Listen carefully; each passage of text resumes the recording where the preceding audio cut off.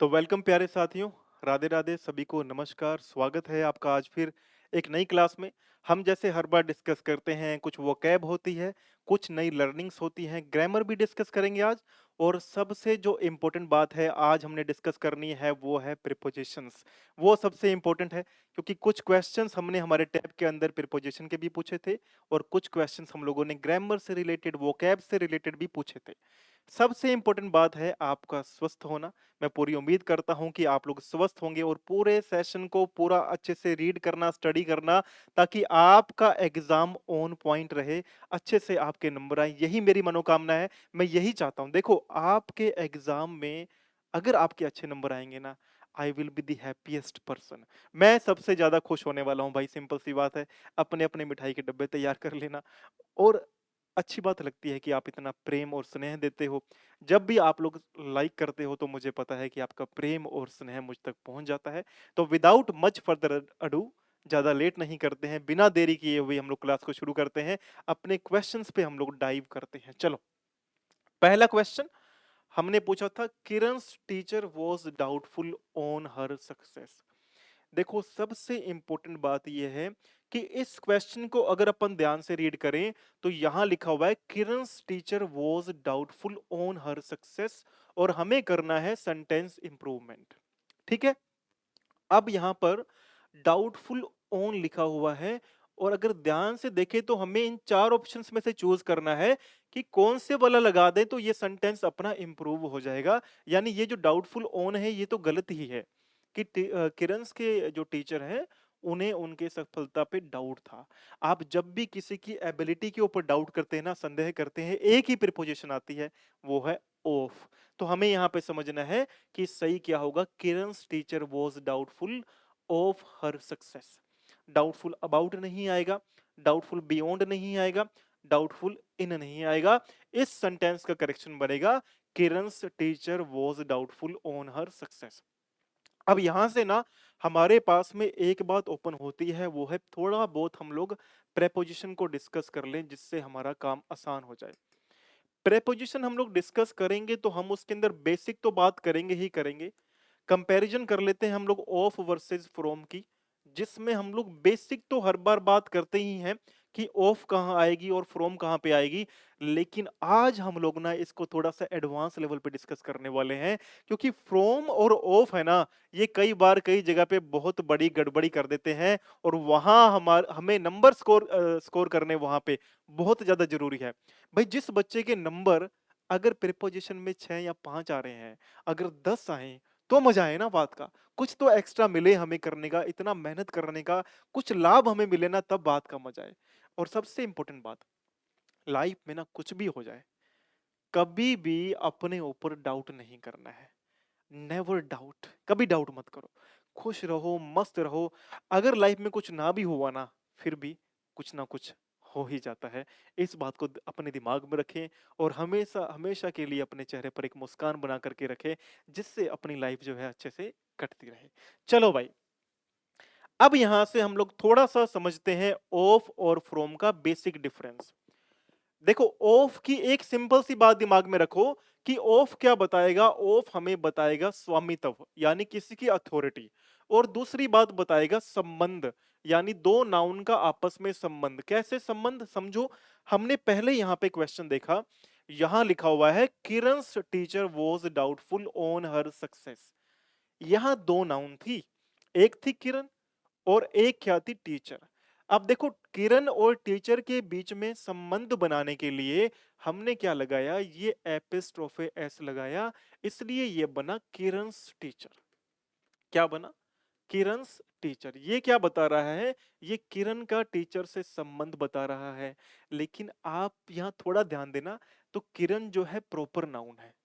जब भी proper noun आप लोग लगाते हैं और संबंध बताते हैं, किसी के नाम लगा करके आप संबंध बताते हैं, हमें एपिस्ट्रोफे एस का यूज करना पड़ता है। जैसे दीपक के अंकल, दीपक अंकल। ठीक है। राहुल के पापा, राहुल्स फादर। ये देख रहे हो, यहाँ पे हम लोग एपिस्ट्रोफे एस लगा करके क्या बता रहे हैं, संबंध बता रहे हैं एक नाउन का दूसरी नाउन के साथ में। राहुल्स फादर, है ना। फिर मैंने बोला था दीपक के अंकल, तो मैंने क्या बोला, दीपक्स अंकल। तो ये जो है ना साइन ऑफ एपिस्ट्रोफे लगाने के बाद में, ये अगर हिंदी की बात करूं तो ये का बनता है, का के की। ठीक है, क्या बनता है? का के की। दीपक्स अंकल, दीपक के अंकल। राहुल्स फादर, राहुल के फादर। किरण's टीचर, किरण के अध्यापक। तो ये का के की बनता है एपिस्ट्रोफे एस लगा करके। लेकिन अगर यही दोनों नाउन के बीच में, कॉमन नाउन के बीच में संबंध बताना पड़े तो मोस्ट ऑफ द टाइम हमें क्या लगाना पड़ता है? ऑफ का यूज हमें करना पड़ता है। यानी दो नाउन में बेसिक सी बात है कि दो नाउन के बीच में संबंध बताएंगे, या तो एपिस्ट्रोफे एस लगा दो या फिर क्या लगा दो, ऑफ का यूज करो। ठीक है, अब यहां समझो ऑफ क्या बताएगा, वही बात स्वामित्व या संबंध। एग्जाम्पल पढ़ते हैं। This is the cover of the book. यहां समझो बड़े मजे की बात है, आप बता रहे हो भाई कोई बुक पड़ी है आपके पास में, द बुक बोल रहे हो। अब आप बता रहे हो ये जो कवर पड़ा है ना साइड में, ये बुक का कवर है। ठीक है, तो ये जो कवर है ये बुक का है, तो कवर के बीच में और बुक के बीच में संबंध बताने के लिए हमने क्या लगाया? ऑफ लगाया। This is the cover of the book. ठीक है, दूसरा देखो, she is a member of our team. Member, अब मेंबर क्या हुआ? मेंबर सदस्य हुआ, ये भी नाउन हो गई और टीम भी नाउन हो गई। तो दोनों के बीच में संबंध बताने के लिए ऑफ लगाया, she is a member of our team. अब थर्ड वाला है, the streets of Mumbai are crowded. आपको मुझे एक बात बतानी है, अब ये कमेंट करना आपका काम है कि इन दोनों में, इस सेंटेंस में, पूरे सेंटेंस में ऑफ कौन सी दो नाउन को जोड़ रहा है और दोनों नाउन के टाइप क्या है। अगर ये कोई बता दे तो और भी मजा आ जाएगा। लेकिन आप सिर्फ मुझे ये बता दो कि जो ऑफ है इस वाले सेंटेंस में, the streets of Mumbai are crowded, इस वाले सेंटेंस में कौन से वाला ऑफ कौन सी दो नाउन्स को जोड़ रहा है, या दो नाउन्स कौन सी है? दिख रहा है आप लोगों को, मुझे पता है। लेकिन फिर भी मैं चाहता हूं कि आप लोग कमेंट करें, इससे हमारा अभ्यास होता है। Practice makes a man perfect. Practice ही आदमी को परफेक्ट बनाती है। अभ्यास करते जाएंगे ना, जीवन में इतना आगे बढ़ते जाएंगे, पीछे देखने की जरूरत नहीं पड़ेगी। प्रैक्टिस करते जाओ, प्रैक्टिस करते जाओ। लेकिन अब मैं जो क्वेश्चन आपसे पूछा ना, थोड़ा सा मैं क्वेश्चन को ट्वीक कर रहा हूं। मैं आपसे यहां पूछ रहा हूं कि मुंबई मुझे बताओ कि कौन से टाइप की नाउन है, किस टाइप की नाउन है। हम लोग आगे बढ़ते हैं, फ्रॉम के ऊपर चलते हैं। फ्रॉम लिखा हुआ है, फ्रॉम में क्या आएगा? फ्रॉम आएगा से आया हुआ स्रोत, यानी कि सोर्स, प्रारंभिक बिंदु, बिगिनिंग पॉइंट किसी का, समय या फिर कारण। समय या कारण बताने के लिए भी क्या जाता है? फ्रॉम का यूज किया जाता है। देखो कैसे, यहां बताया जा रहा है कि मुझे एक गिफ्ट मिला और आप ये बता रहे हो उस गिफ्ट का सोर्स क्या है, मुझे किसने दिया है, वो कहां से आया हुआ है? मेरे दोस्त से आया है। तो I received a gift from my friend आएगा। इस बात को नोट कर लेना। ऑफ माई फ्रेंड नहीं आ सकता, बाय माई फ्रेंड नहीं आ सकता। बाय क्यों नहीं आ सकता? बाय लगाते हैं हम लोग जब एक्टिव का पैसिव वॉइस बनाते हैं ना। आपको पता होगा हम लोगों ने एक्टिव पैसिव वॉइस किया था, वहां हम लोगों ने डिस्कस किया था बाय कब लगाएंगे, जब एक्टिव से हम लोग पैसिव बनाने का प्रयास कर रहे हैं। ठीक है, याद आ जाएगा आपको। अभी आगे जब बढ़ेंगे सारी बातें क्लियर हो जाएंगी। देखो आगे क्या है, वह दिल्ली से आया। ही केम फ्रॉम दिल्ली। इस बात को नोट कर लेना, कहीं से आया है तब भी क्या लगाएंगे? फ्रॉम लगाएंगे। ही केम फ्रॉम दिल्ली, ऑफ नहीं लगाएंगे, बाय नहीं लगाएंगे। लेकिन मैं यहां पर ये जानने का प्रयास कर रहा हूं कि अगर मान लो बात इस तरीके की है कि वह दिल्ली आया, दिल्ली से नहीं आया। एक तो मैं बोल रहा हूं वह दिल्ली से आया, ही केम फ्रॉम दिल्ली। एक मैं बोल रहा हूं वह दिल्ली आया। अब बताओ क्या आएगा? ही केम इन दिल्ली या ही केम टू दिल्ली? अब आएगा यहां पे ही केम टू दिल्ली। अच्छा और सुनो, कि आपको यह बताना है कि वह अभी दिल्ली में है।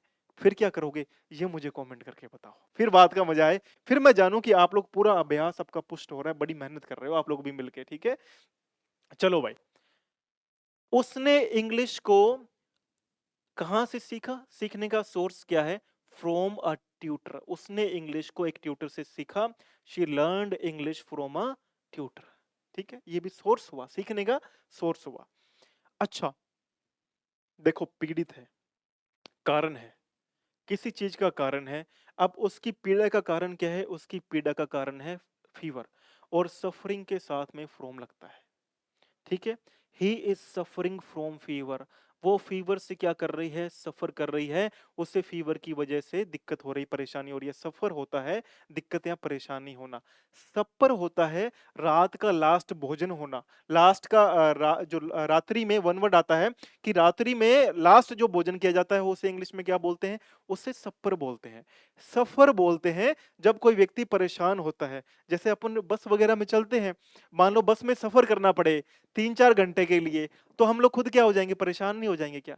तो हिंदी के सफर को इंग्लिश के सफर से जोड़ो तो सफर क्या होता है, सफर होता है परेशान होना, परेशानी होना किसी चीज के कारण। तो he is suffering from fever, वो बुखार से पीड़ित है। ये तो हुई ऑफ और फ्रॉम की बेसिक बातें। ऑफ कहाँ आएगा, फिर से रिपीट करता हूं, ऑफ आएगा संबंध बताने के लिए, का के की बताने के लिए, स्वामित्व बताने के लिए।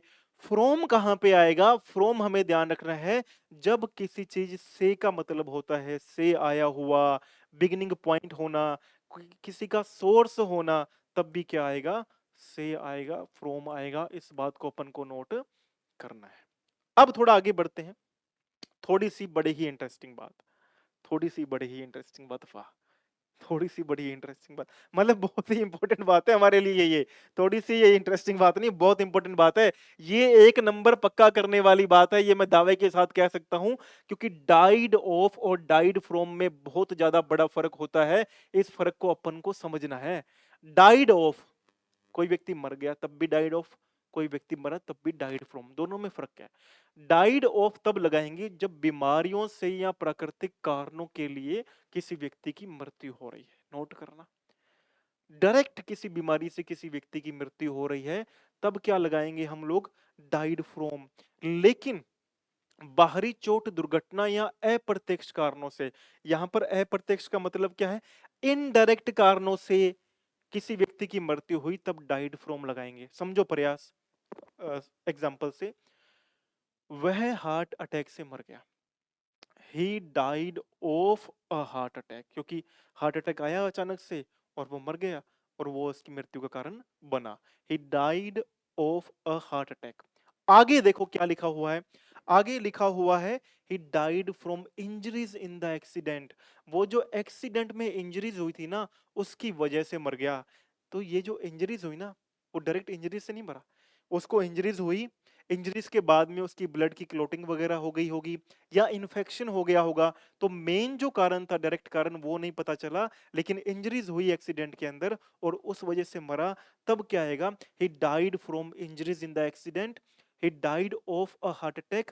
ये कब आता है, जब सीधा किसी बीमारी से मरने की हम लोग बात करते हैं। बेसिक बातें हैं पर बहुत ही इंपॉर्टेंट बातें हैं, एग्जाम में नंबर पक्का करने वाली बातें हैं। और मैं यही चाहता हूं कि आपके एग्जाम में नंबर पक्के हो। मेरा जो मन करता है ना, मैं कहता हूं मैं बच्चों को सब कुछ दे के चला जाऊं यहाँ पर। बिल्कुल मेरा ये मन करता है कि बच्चों आपके लिए तो मैं जान भी न्यौछावर कर दूं ना, कम पड़े। मैं चाहता हूं कि आप लोग एग्जाम में क्रैक करें और आप एक दिन वहां खड़े हों किसी जगह पर और बोलें कि हाँ सर, दिल को तसल्ली है, छोटी सी जिंदगी है, जिनी हंस के ही है सभी ने। मैं कहता हूं जितनी भी जिंदगी है ना, जितनी भी जिंदगी है, every one must live happily. सबको बड़ी ही खुशी से रहना चाहिए। किसी प्रकार की परेशानी आए बिना उसको दिमाग से निकाल दो, तुरंत निकाल दो, रहने मत दो। क्योंकि अगर वो परेशानी रुकी तो वो ज्यादा परेशान करेगी और वो आपका समय खराब करेगी, फिर आपको रिकवर करने के लिए समय लगता है। इसलिए कहता हूं स्वस्थ रहो, मस्त रहो, तैयारी पे पूरा जोर लगा दो, बस तैयारी में कमी नहीं चाहिए मेरे बच्चों। मैं चाहता हूं आपका सिलेक्शन हो बस। अब मैं नहीं चाहता कि आपका कोई आपका हाथ आगे पकड़े ऐसे करके और बोले कि इस बच्चे का नहीं, वो हर एक बच्चे का सिलेक्शन मैं चाहता हूं। ये मैं चाहता हूं कि हर एक बच्चे को रिजल्ट मिले। इसलिए बेसिक की बातें भी कर रहा हूं, एडवांस की बातें भी कर रहा हूं, सब बीच में मिला करके बातें कर रहा हूं। किसके लिए, सिर्फ आपके लिए।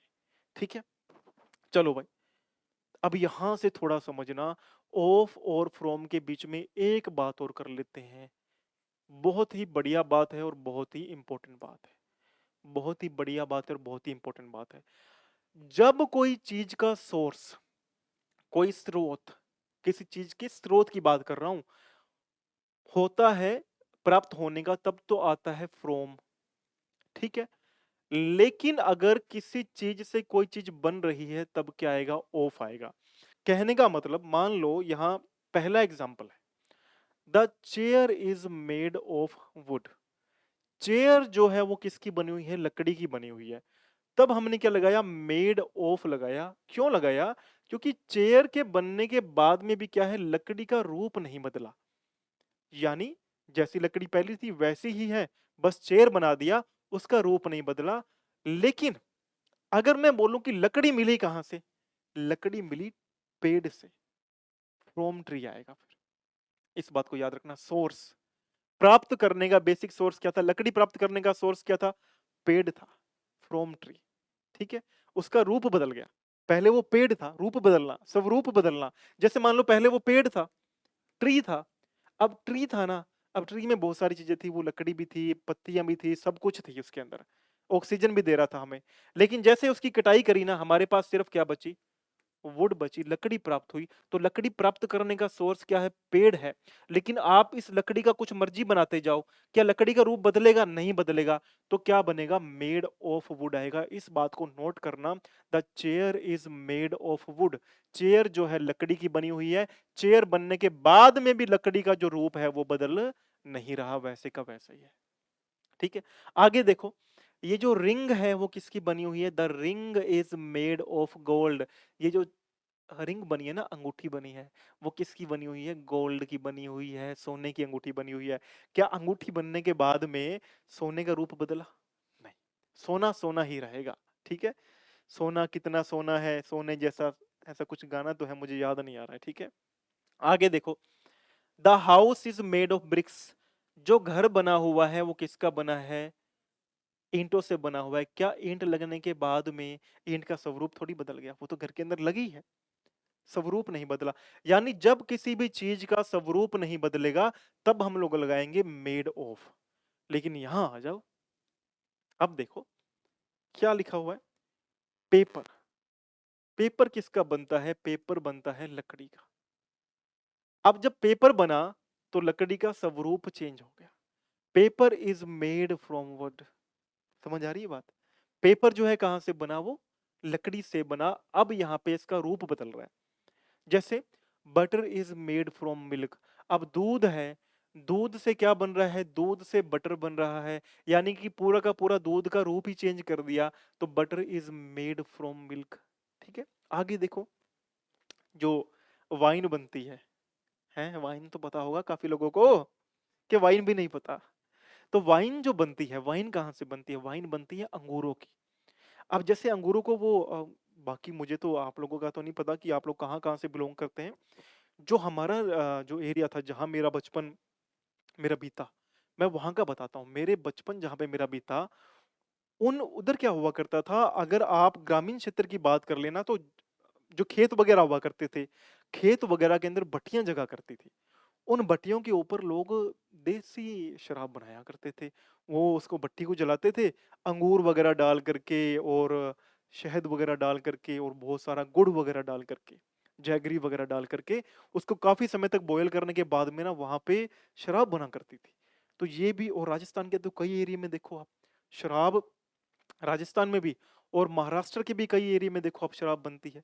गुजरात में तो ड्राई स्टेट घोषित है वो, वहां तो भैया मुश्किल है काम। लेकिन बनती है शराब, इन चीजों से बनती है, अंगूर वगैरह से लेकर के जो उसको बॉयल करते हैं काफी समय के लिए, वो प्रोसेस होता है। ये एक प्रोसेस है, मैं आपको प्रोसेस बता रहा हूँ कि क्या प्रोसेस होता है। ये देखो क्या हो जाएगा। अब जो वाइन होगी, वाइन बनाने के लिए क्या करना पड़ेगा? ग्रेप्स का रूप तो बदलना पड़ेगा ना, अंगूरों का रूप बदलना पड़ेगा, वो बिल्कुल चेंज हो जाएंगे। वो पहले सॉलिड फॉर्म में थे, लिक्विड फॉर्म में आएंगे। तो wine is made from grapes, grapes. ठीक है, तो इस प्रकार से आपको याद करने हैं। हमें संबंध बना करके चीजों को याद करेंगे ना, तो लॉन्ग टर्म तक हमें बातें याद रहेंगी। और यही पर्पस है कि लॉन्ग टर्म तक हमें चीजें याद रहें। आगे बढ़ते हैं। चलो, सिनोनिम ऑफ ग्रीफ। ग्रीफ का हमें सिमिलर वर्ड बताना है। ग्रीफ का सिमिलर वर्ड क्या है? एक हमारे पास में लिखा हुआ है पेन, और एक लिखा हुआ है बिलीफ। आपको समझना है कि ग्रीफ का मतलब होता है दुख। आप ये देख करके कि इसमें ईएफ आ रहा है, इसमें ईएफ आ रहा है, इसमें मत चले जाना। बिलीफ का मतलब होता है आपकी अवधारणा। ठीक है, और पेन का मतलब होता है दुख। तो सिनोनिम ऑफ ग्रीफ क्या आएगा? पेन आएगा, बिलीफ नहीं आएगा। इस बात को नोट कर लेना। और बड़ी मजे की बात बता रहा हूं आपको, इन दोनों वर्ड्स में बहुत ज्यादा फर्क है। किन दोनों वर्ड्स में? एक तो वर्ड हमारे पास में आया बिलीव और एक वर्ड हमारे पास में आया बिलीफ। इन दोनों वर्ड्स में बहुत ज्यादा फर्क है। बिलीव तो क्या होता है? बिलीव होता है किसी के ऊपर यकीन करना, कि मैं आपके ऊपर यकीन करता हूं, आई बिलीव यू। मैं आप पे विश्वास करता हूं, आई बिलीव यू। लेकिन मेरा ये विश्वास है, मेरी ये अवधारणा है, मेरी ये सोच है, वहां क्या आएगा? वहां बिलीफ आएगा। बिलीफ, बिलीफ होता है कि आपकी अवधारणा क्या है, आपकी मान्यता क्या है। इन दोनों में बहुत ज्यादा फर्क है। यानी बिलीफ तो होता है कि आपकी मान्यता या अवधारणा क्या है, और बिलीव होता है यकीन या विश्वास के लिए वर्ड आता है। दोनों में बहुत ज्यादा फर्क है ना। विश्वास से मुझे याद आया कि भाई अब तो समय बहुत ज्यादा बदल गया है ना। पहले तो जो घरों के अंदर आसपास के लोगों पे भी बिलीव कर लिया करते थे, है ना। और जो गांव वगैरह थे, उनकी भगवानों में बहुत ज्यादा मान्यता थी। ठीक है, तो बिलीफ था। बिलीफ, बिलीव होता है यकीन, बिलीफ होता है अवधारणा। जैसे अ, ये भी एक बिलीफ है कि अगर बिल्ली रास्ता काट जाए तो नुकसान हो जाएगा। तो ये एक बिलीफ है, ये एक अवधारणा है। लेकिन बिलीव होता है यकीन, ट्रस्ट, है ना। तो दोनों में बहुत बड़ा फर्क है। इन चीजों को ऐसे जोड़ करके याद करो कि रास्ते में अगर बिल्ली रास्ता काट रही है, बिल्ली तो रास्ते में काटेगी, तो अगर बिल्ली रास्ता काट रही है आपका, तो ये क्या है? मेरा यह सब बिलीफ है कि भाई बिल्ली रास्ता काटे तो नुकसान हो जाएगा, ये मेरी अवधारणा है। ठीक है। और बिलीव होता है जब आप किसी पे विश्वास करते हैं, I believe you. Believe verb के रूप में काम करता है, ठीक है। बिलीफ नाउन के रूप में काम करता है। दोनों में ये भी फर्क है। फर्क है भैया, हर बात का फर्क है। ग्रामेटिकली अगर आप डिटेल में जाओगे ना, इतनी चीजों का फर्क है कि मैं क्या ही बताऊं आपको। बताना तो मैं सब चाहता हूं आपको, प्रयास तो मेरे आपके साथ में यही है कि मैं आपको सब बता दूं। अब आ जाऊं यहाँ पे। भैया पेन के लिए इतने सारे सिनोनिम मैं आपके लिए लेके आया हूं। पेन, पेन यानी कि दर्द, एक आ जाएगा, एगोनी आ जाएगा, सोरनेस, ठीक है, थ्रोबिंग आ जाएगा, और डिस्कम्फर्ट आ जाएगा। डिस्कम्फर्ट, थ्रोबिंग, सोरनेस, एगोनी, एक, ये सब किसके वर्ड हैं?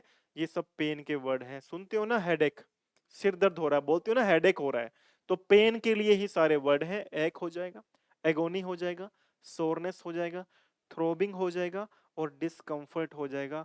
ये सारे वर्ड पेन के लिए हमारे पास में आ जाएंगे। आगे बढ़ते हैं।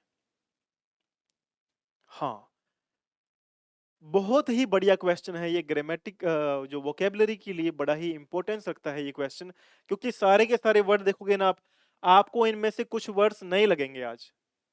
जो बेसिक बच्चे हैं मेरे, सही में कहता हूँ, इन वर्ड्स पे पकड़ अपन करना शुरू करें, क्योंकि ये वर्ड्स है ना बहुत काम आएंगे एग्जाम के अंदर आप लोगों को। ठीक है, देखो क्वेश्चन क्या था हमारे पास में? स्पॉन्टेनियस का।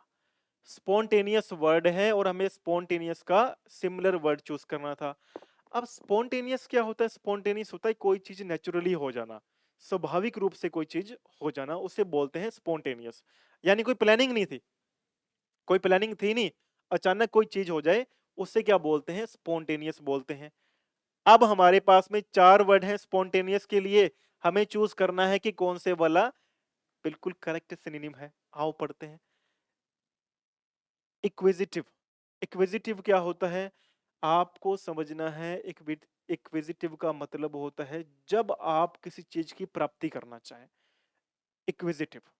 फिर आ रहा है इंस्टिंक्टिव। इंस्टिंक्टिव क्या होता है? कोई स्वाभाविक रूप से काम हो जाए, उसे बोलते हैं एग्जॉस्टिव। एग्जॉस्टिव हम लोग बोलेंगे जब कोई कार्य बहुत ज्यादा डिटेल के अंदर हो। और अट्रैक्टिव बताया था ना, कोई चीज आकर्षित करती है, उसे बोलते हैं अट्रैक्टिव। तो चारों में से बात करें, स्पॉन्टेनियस होता है कि बिना प्लान के किया हुआ, स्वाभाविक रूप से हो जाना। और इंस्टिंक्टिव भी क्या होता है? स्वाभाविक रूप से हो जाना। तो यहाँ पे सही क्या रहेगा? स्पॉन्टेनियस के लिए हमारे पास में सही वर्ड रहेगा इंस्टिंक्टिव रहेगा। एक्विजिटिव नहीं हो सकता, क्योंकि इसका मतलब है कोई चीज प्राप्त करने की इच्छा। एक्सोजिटिव नहीं हो सकता, क्योंकि इसका मतलब क्या होता है? एक्सोजिटिव, यानी कि कोई कार्य डिटेल में है, बहुत ज्यादा एलाबरेट किया हुआ है, बहुत ज्यादा विस्तार से समझाया हुआ है। अट्रैक्टिव हमने पढ़ा था, अट्रैक्टिव में हमने बात की थी। भाई अट्रैक्टिव की अगर मैं बात करूं, हमने उस दिन बात की थी कि अट्रैक्टिव का मतलब होता है आकर्षित करना। और आकर्षित करना के हमने कितने सारे वर्ड बोले थे? मैंने आपको ये भी बताया था कि आकर्षित करना को ऐसे याद करो, भाई कोई चीज हो रही है, कोई घटना हो रही है, और वो बार-बार आपका ध्यान अपनी ओर खींच रही है। अट्रैक्टिव, फैसिनेटिंग, है ना? अल्यूर, इंक्लाइन क्या होता है? भई आप कोई कार्य चल रहा है, आप उसकी तरफ झुकाव है आपका, उसे बोलते हैं इंक्लाइन। तो अल्यूर हो जाएगा, फैसिनेट हो जाएगा, अट्रैक्ट हो जाएगा, अल्यूर हो जाएगा, है ना? एंटाइस हो जाएगा, लुभाना किसी को। ये सारे वर्ड किसके? अट्रैक्टिव के हो जाएंगे। एक्सक्यूजेटिव हमने पढ़ लिया। एक्सपोजिटिव का क्या बनेगा? डिटेल्ड हो जाएगा, एलाबरेट हो जाएगा, इन एडिशन टू हो जाएगा। ये सारे वर्ड अपन को आगे हो सकता है देखने को मिले। चलो, हाँ, देखो ये हमने बात की थी स्पॉन्टेनियस के लिए। हमने किसके बारे में बात की थी? स्पॉन्टेनियस जो हमारा वर्ड आया था कि उसमें अपन को ध्यान रखना है। स्पॉन्टेनियस क्या होता है? स्वाभाविक रूप से कोई कार्य होना। इसी के लिए वर्ड आ जाएगा नेचुरल। नेचुरल क्या होता है? स्वाभाविक भाई कोई चीज हो गई, मैंने जानबूझकर नहीं की। इनबोर्न जन्मजात ही कोई चीज किसी के अंदर है। इंट्यूटिव सहज ज्ञान वाला, यानी कि आपको अचानक लगे ये काम करना है, इंट्यूटिव हो गया। एटोमेटिक, एटोमेटिक क्या होता है? अपने आप अचानक हो अपने आप होने वाला कार्य। इम्प्रोम्प्टू, ये बहुत वर्ड अच्छा है। इम्प्रोम्प्टू, इम्प्रोम्प्टू का मतलब क्या होता है? मान लो वन वर्ड आ जाए कि please choose the one word for the work which is done without any planning, या what is the correct one word for the work done without planning, यानी बिना प्लानिंग के, बिना योजना के कोई कार्य किया हुआ है, उसके लिए वन वर्ड बता दो। तो वहां पे क्या आएगा? इम्प्रोम्प्टू आएगा। इस बात को नोट कर लेना, बहुत ही इंपॉर्टेंट बात है कि अब कई लोग क्या होते हैं, बहुत सहज होते हैं। जाके देखो आप, बात करने में भी बहुत कुछ लोगों को तो बड़ा कंफर्ट होता है, बहुत स्पॉन्टेनियसली बातें करते हैं वो। मान लो आप चार लोग बातें कर रहे हो, है ना? उनमें से एक क्या बड़ा ही स्पॉन्टेनियस बातें कर रहा है, मतलब बातें आपको लग रही है यार क्या ना, ये क्या बोलता है यार ये। वो स्पॉन्टेनियस है, वो नेचुरल, स्वाभाविक है उसका। वो बात करने का स्टाइल, तरीका, कोई ना कोई आपको याद आएगा ऐसा व्यक्ति अभी, अगर दिमाग में लेकर के आओगे, हो सकता है आपका चाचा हो, आपके बड़े भैया हों, आपकी छोटी सिस्टर हों, जो स्वाभाविक रूप से बातें करती है। जैसे अभी हमारे फैमिली के अंदर है, वो हमारी एक भाभी जी हैं, वो आती हैं, वो बोलती जाती है बकर बकर बकर बकर। लेकिन वो क्या है, उनकी बातें अच्छी होती है, स्पॉन्टेनियस है, वो स्वाभाविक रूप से ही वैसी है। इनबोर्न है, मतलब बचपन से जन्मजात वैसी है। नेचुरल है, कोई चीज वैसी है, मतलब बिना प्लानिंग के, जो भी बिना प्लानिंग के काम होता है उनका प्लानिंग होती नहीं है, कोई प्लानिंग नहीं होती है। ठीक है, तो ऐसे लोग जो होते हैं बिना प्लानिंग के कार्य करते हैं, उन्हें क्या, उनके लिए वन वर्ड क्या आएगा? A work done without planning. बिना प्लानिंग के किया हुआ कार्य क्या बनेगा? इम्प्रॉम्प्टू बनेगा। इस बात को नोट कर लेना। और एक बात बड़ी इंपॉर्टेंट बता रहा हूं यहां से, मान लो किसी व्यक्ति ने कोई कार्य अभी शुरू किया है, अभी शुरू किया कोई कार्य, अभी अभी किया है, मतलब पहली बार कार्य हुआ। जैसे बोलते हैं ना कि इसने पहली सेंचुरी मार दी अपनी। तो आप वहां पे, आपको पढ़ने में एक वर्ड आएगा, अगर आप लोगों ने कभी नोट किया हो, तो वहां पे वर्ड आता है मेडन सेंचुरी। यानी ऐसा कोई कार्य जो पहली बार किया गया हो, मेडन हो जाएगा। ऐसा कोई कार्य जो बिना प्लानिंग के किया गया हो, इम्प्रोम्प्टू आ जाएगा। और एक वर्ड बता रहा हूँ, बड़ा इंपॉर्टेंट वर्ड है, याद आ गया मुझे, नोवाइस। नोवाइस क्या होता है? नोवाइस होता है नो सिखिया, यानी जिसको अभी पूरा कुछ भी नहीं आता है, जो बिगिनर होता है। बिगिनर के लिए हमारे पास में वर्ड क्या आ जाता है, आपको ध्यान रखना है। ठीक है, आपको ध्यान रखना है कि ये हो जाता है भैया नो सिखिया। तो बिगिनर हो गया, नोवाइस हो गया, अभी नया नया कोई कार्य को शुरू किया है, उसके लिए वर्ड आते हैं ये नोवाइस और बिगिनर। ये वर्ड्स को अपने दिमाग में बिठाओ आप लोग। जितना वर्ड्स को अपने दिमाग में बिठाओगे ना, मैंने लास्ट टाइम भी बोला कि वोकैब को you need to work hard, you need to practise every day. If you can't practise 50 words every day, don't think of selection. मैं सही बता रहा हूं, मुझे कोई ग्रीड नहीं है आप लोगों से। मैं आपको स्पष्ट बात बता रहा हूं कि अगर every day you are not going to learn 50 new words, 50 words, क्योंकि देखो 50 वर्ड्स में क्या होगा, आप इस बात को समझो कि आपने 50 वर्ड्स किए हैं, आपने 50 वर्ड्स रोज के याद करना शुरू किया। आप इस बात को सोचो कि आपके माइंड में स्टिक कितने वर्ड करेंगे। ये 50 के 50 वर्ड थोड़ी आपके माइंड में रह जाएंगे जो आपने याद किए हैं। ये 50 वर्ड आपके माइंड में स्टिक नहीं करेंगे माय डियर फ्रेंड्स, मेरे प्यारे बच्चों। 50 में से 50 आपने याद किए ना, 50 में से आपके माइंड में वर्ड रुकेंगे 5 ही, जो कि कुछ नए होंगे और कुछ ऐसे होंगे जिनको बोलने में भी 2 दिन लगेंगे। लगता है समय, एक्सेप्ट करना बहुत बड़ी चीज है कि मुझे समय लगता है भैया, मैं खुद बोलता हूं मुझे समय लगता है। Preparation, work hard, you are going to succeed, लेकिन मेहनत करनी पड़ेगी, पूरा को पूरा प्रयास करना पड़ेगा। बर्न द मिडनाइट ऑयल हमने पहले डिस्कस किया था, अगर याद हो। हमने पहले एक बार डिस्कस किया था कि पूरी मतलब पूरी मेहनत करना, उसके लिए एक एडीएम आती है, बर्न द मिडनाइट ऑयल। आपको भैया रात्रि में उठ करके ऑयल जलाना, इसका मतलब ये नहीं है, एडीएम का मतलब गहरा होता है। आपको रात्रि में जग करके मेहनत करनी पड़ेगी, बर्न द मिडनाइट ऑयल करना पड़ेगा, रात रात जग के मेहनत करनी पड़ती है, सिलेक्शन निकलता है मेरे प्यारे बच्चे। मेहनत करनी पड़ेगी, हार्ड वर्क करना पड़ेगा। वो कैब को अपने फिंगर्स पे याद ऐसे कर लो कि सामने वाला पूछना हैरान, एक वर्ड पूछ रहा, 5 बताए जा रहे हैं, मजे ही मजे। तो इस तरीके से अपन को करना पड़ेगा भाई, बहुत मेहनत करनी पड़ेगी। ये जंग है, ये फाइट है, ये आपकी अकेले की फाइट नहीं है, ये फाइट है एक वो मिडिल क्लास आदमी की, जिसे मिडिल क्लास आदमी पैसा तो कमा सकता है, पैसा कमाने का और भी सोर्स है, मैं हर बार बोलता हूँ कि बहुत सोर्स हैं पैसे कमाने के, लेकिन वो व्यक्ति पता क्यों चाहता है, वो देखना चाहता है मेरे पेरेंट्स की जो रिस्पेक्ट है ना, लोगों की नजरों में बढ़े, ये मेहनत करता है मिडिल क्लास आदमी, इसी इसी वजह से। समझो इस बात को, आप मेरे प्यारे बच्चे हो, इसलिए मैं आपसे इतनी खुल के बात करता हूँ, और मेरे को चाहे क्लास में आधा घंटा एक्स्ट्रा भी लग जाए, आई डोंट केयर, ठीक है। अच्छा, एक मेरे बात याद आ रही थी अभी आपसे बात करते करते। हाँ, मैं आपको एक बात बता रहा था, जो मिडिल क्लास आदमी होता है ना, मिडिल क्लास आदमी बहुत ही स्ट्रोंग आदमी होता है, लेकिन बहुत ही एबिलिटी वाला आदमी भी होता है वो, लेकिन जो उसकी एबिलिटी के आगे रिस्पॉन्स लग के रिस्पॉन्सिबिलिटी बनता है ना, उसके बाद बेचारा वो कुछ भी नहीं कर पाता। टैलेंट की कमी नहीं होती उसके अंदर, एबिलिटी की कमी नहीं होती उसके अंदर, योग्यता की कमी नहीं होती उसके अंदर, लेकिन जो उसकी एबिलिटी के आगे रिस्पॉन्स लग के रिस्पॉन्सिबिलिटी बनती है ना, वो पूरे जीवन भर अपनी इच्छा से अपने मन से कोई भी कार्य नहीं कर पाता। ये मैं आपको लिख करके दे रहा हूं बात, पीड़ा है इस बात के अंदर, पीड़ा है इस बात के अंदर, लेकिन सच बात मैं आपको बोल रहा हूं कि ऐसा ही होता है। आप मेरे बच्चे हो, आपको मेहनत करनी है, आपको एग्जाम क्रैक करना है, हंस के भी करेंगे, खेल के भी करेंगे, बातें करके करेंगे, लेकिन पढ़ के एग्जाम को क्रैक करके दिखाएंगे अपन, ये मेरा आपसे प्रॉमिस है। और आप मुझे प्रॉमिस कर दो कि सर हम आपके साथ में खड़े हुए हैं, कमेंट करके बताना मुझे इस बात को। चलो भाई, आ जाओ।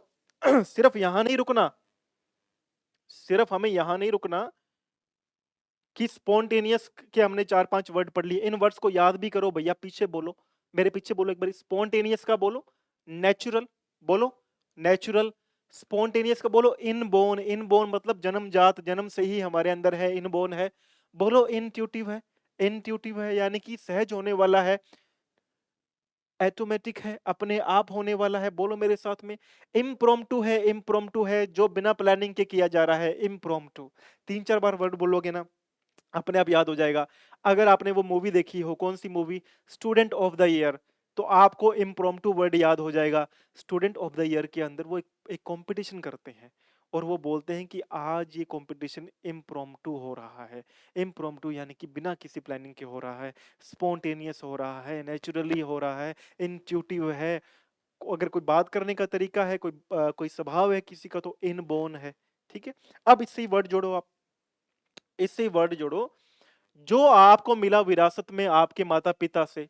जैसे कुछ लोगों को विरासत में क्या मिलती है, तहजीब मिलती है, तो हेरिटेज मिलता है, ठीक है, हेरिटेज होता है, हेरिटेज क्या होता है, विरासत, ठीक है। धरोहर, लेगेसी, लेगेसी है ये, लेगेसी है, मेरे फोर फादर्स, पूर्वजों को बोलते हैं फोर फादर्स, तो मेरे पूर्वजों से मुझे मिला, धरोहर है मेरे लिए, लेगेसी है, मेरे को फोर फादर से मिला। अच्छा, इनहेरिटेंस, इनहेरिटेंस क्या होता है, उत्तराधिकारी, कोई किसी पद के लिए, कोई जैसे बाप दादा, दादाओं में परदादाओं में चलता जाता था पहले कि जो गद्दी पे बैठेगा तो फिर वो इस तरीके से इनहेरिटेंस हो गया, ठीक है। एंसेस्ट्री, वंश से चला आ रहा है, एंसेस्ट्री है, एंसेस्टर से जुड़ा बना वर्ड है एंसेस्ट्री। एंसेस्टर क्या होते थे, पूर्वज होते थे, एंसेस्ट्री क्या हो गया, हमारा वंश हो गया। पैट्रीमनी क्या हो गया, पैतृक संपत्ति, जो पिता से मिली, पैट्रियार्की बोलते हैं, मैट्रियार्की बोलते हैं, पैतृक पैट्रियार्की, मातृक मैट्रियार्की, ठीक है। वो उस दिन मैंने आपको वो आपसे पूछा था, मैंने फिल्म बता दो, आपने मुझे फिल्म दिखा दी, वो फिल्म देखने के बाद मैंने वो वर्ड जो उस लड़की ने बोला मैट्रियार्की, उसने बड़े स्टाइल से बोला मैट्रियार्की बिगिंस नाउ, मैट्रियार्की अब शुरू होती है, यानी उसने बंदूक छीन ली है वो लड़के से और बोली अब मैं करूंगी सारा का सारा काम। उसने बंदूक छीनी और बोला मैट्रियार्की बिगिंस, अब मैं करूंगी सारा का सारा काम। वो मूवी आपने मुझे दिखा दी उस दिन रात को, मनी हाइस्ट। मैं देखा बैठ के मनी हाइस्ट, जब बच्चों ने बोला कि सर बढ़िया फिल्म है मनी हाइस्ट, देखो बैठ करके, बड़ा अच्छा सीखने को मिलता है फिल्मों से भी। मैट्रियार्की बिगिंस, वो बोली आकर के मैट्रियार्की बिगिंस, बंदूक लगा ली लड़के के ऊपर आकर के उसने। वो लड़का बोला भी नहीं आगे क्योंकि फंस गया। बोले क्या भाई, बंदूक जिसके हाथ में कोई बोल सकता है क्या है? अब जो मैरिज, जिसकी मैरिज हुई हुई है उसको पता होगा भाई, बोलने का मौका नहीं मिलता है बाद में। सच बता रहा हूँ भाई, बोलो जिनको बोलना है, आफ्टर मैरिज बोलने का मौका नहीं मिलेगा। मैं सच्ची बात बोलता हूँ, ठीक है। आ जाओ। नहीं अच्छा होता है, देखो अच्छा होता है। जो मैंने पिछले सेशन में भी कहा था, वेमेन वीमेन जो है हमारी कंट्री की, दे आर वो सही में बहुत ज्यादा परसिवियरेंस है उनके अंदर, एंड्योरेंस है बहुत, सहने की बहुत ताकत है। लेकिन हंसी मजाक की बातें, देखो कोई बुरा नहीं मानेगा इसके अंदर। देखो चलो आगे बढ़ते हैं अपन लोग, ठीक है। तो ये वर्ड याद करना भैया, पेट्रियार की याद करना, मैट्रियार की याद करना, पेट्रीमनी याद कर लेना, एंसेस्ट्री याद करना, इनहेरिटेंस याद करना, लेगेसी याद करना, हेरिटेज याद करना, ये सब क्या है? विरासत है, उत्तराधिकार है, माता पिता से मिल रहे हैं। इस तरीके से अपन को जोड़ करके याद करना पड़ रहा है, ठीक है। हाँ, हमने वर्ड पढ़ा था ना इक्विजिटिव। इक्विजिटिव के लिए याद करो, ये अच्छे वर्ड्स हैं। इक्विजिटिव क्या होता है? अच्छा वर्ड है इक्विजिटिव। और इक्विजिटिव का मतलब क्या होगा? नोट कर लेना। इक्विजिटिव का मतलब होता है ऐसा व्यक्ति जो कुछ चीजों की प्राप्ति करने की इच्छा रखता है, कि मुझे ये चीजें मिल जाएं, वो होता है इक्विजिटिव, ठीक है। अब इसको इस तरीके से जोड़ के याद कर लो। देखो दोनों तरीके से काम करता है, चीजों को प्राप्त करने वाला इक्विजिटिव है। अगर आप इस वर्ड को एक्वायर से जोड़ के याद करो ना, आसानी से याद हो जाएगा। एक्वायर क्या होता है? एक्वायर पता है ना? एक्वायर क्या होता है? एक्वायर होता है प्राप्त करना। कोई चीज प्राप्त करनी है उसे बोलते हैं एक्वायर। लेकिन मैंने पहले बताया था कि एक्वायर को आप नॉलेज से जोड़ के याद करो। एक्वायर का मतलब क्या होता है? नॉलेज प्राप्त करना, तो आई एक्वायर नॉलेज। लेकिन एक्विजिटिव क्या होता है? एक्विजिटिव होता है प्राप्त करने की इच्छा रखना, यानी उसमें अब लालसा और जुड़ गई। तो यहां से याद करो, ग्रीडी हो जाएगा, मेटेरियलिस्टिक हो जाएगा, जो वस्तु में बिलीव, सामग्री में और संसारिक बातों में बिलीव करता हो। पजेसिव हो जाएगा, ठीक है।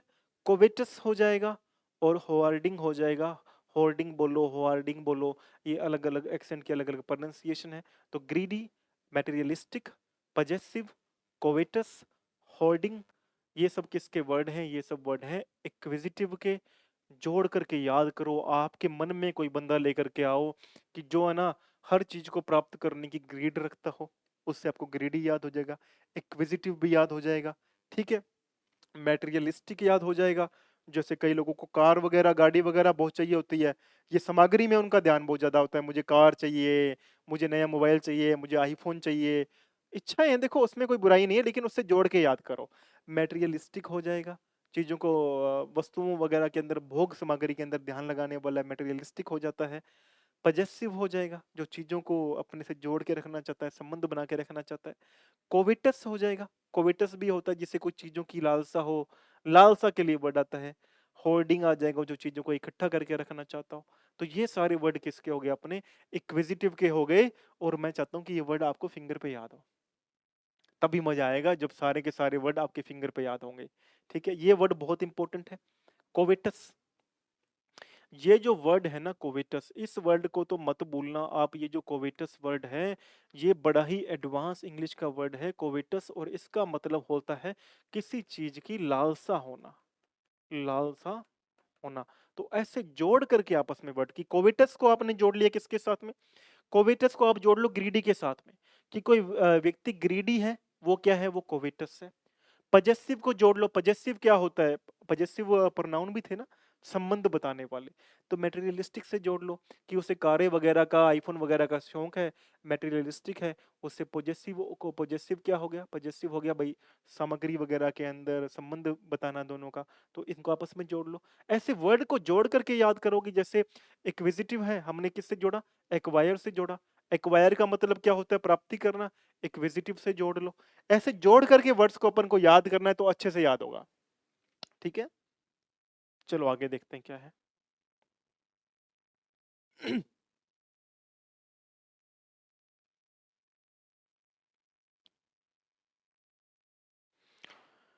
हाँ, ये सारे वर्ड बहुत इंपॉर्टेंट है। मैं थोड़ा सा पानी पी लेता हूँ, आप कमेंट करो कि ये वर्ड कौन से वाले के हैं, कौन से जो वर्ड हैं उसके सारे के सारे ये सिनोनिम है। जोड़, थोड़ा दिमाग लगाओ।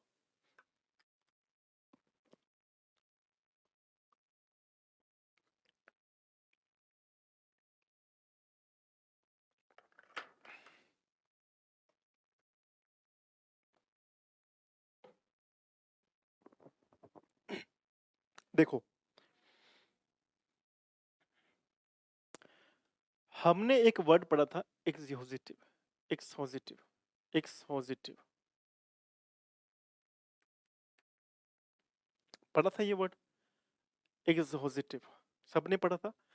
एग्जॉस्टिव का मतलब क्या बताया था? डिटेल्ड में है कोई चीज।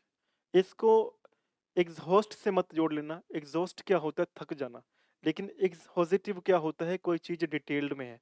अब कोई चीज डिटेल में होगी, करते करते आदमी थक जाएगा, ऐसे जोड़ के जरूर याद कर सकते हो।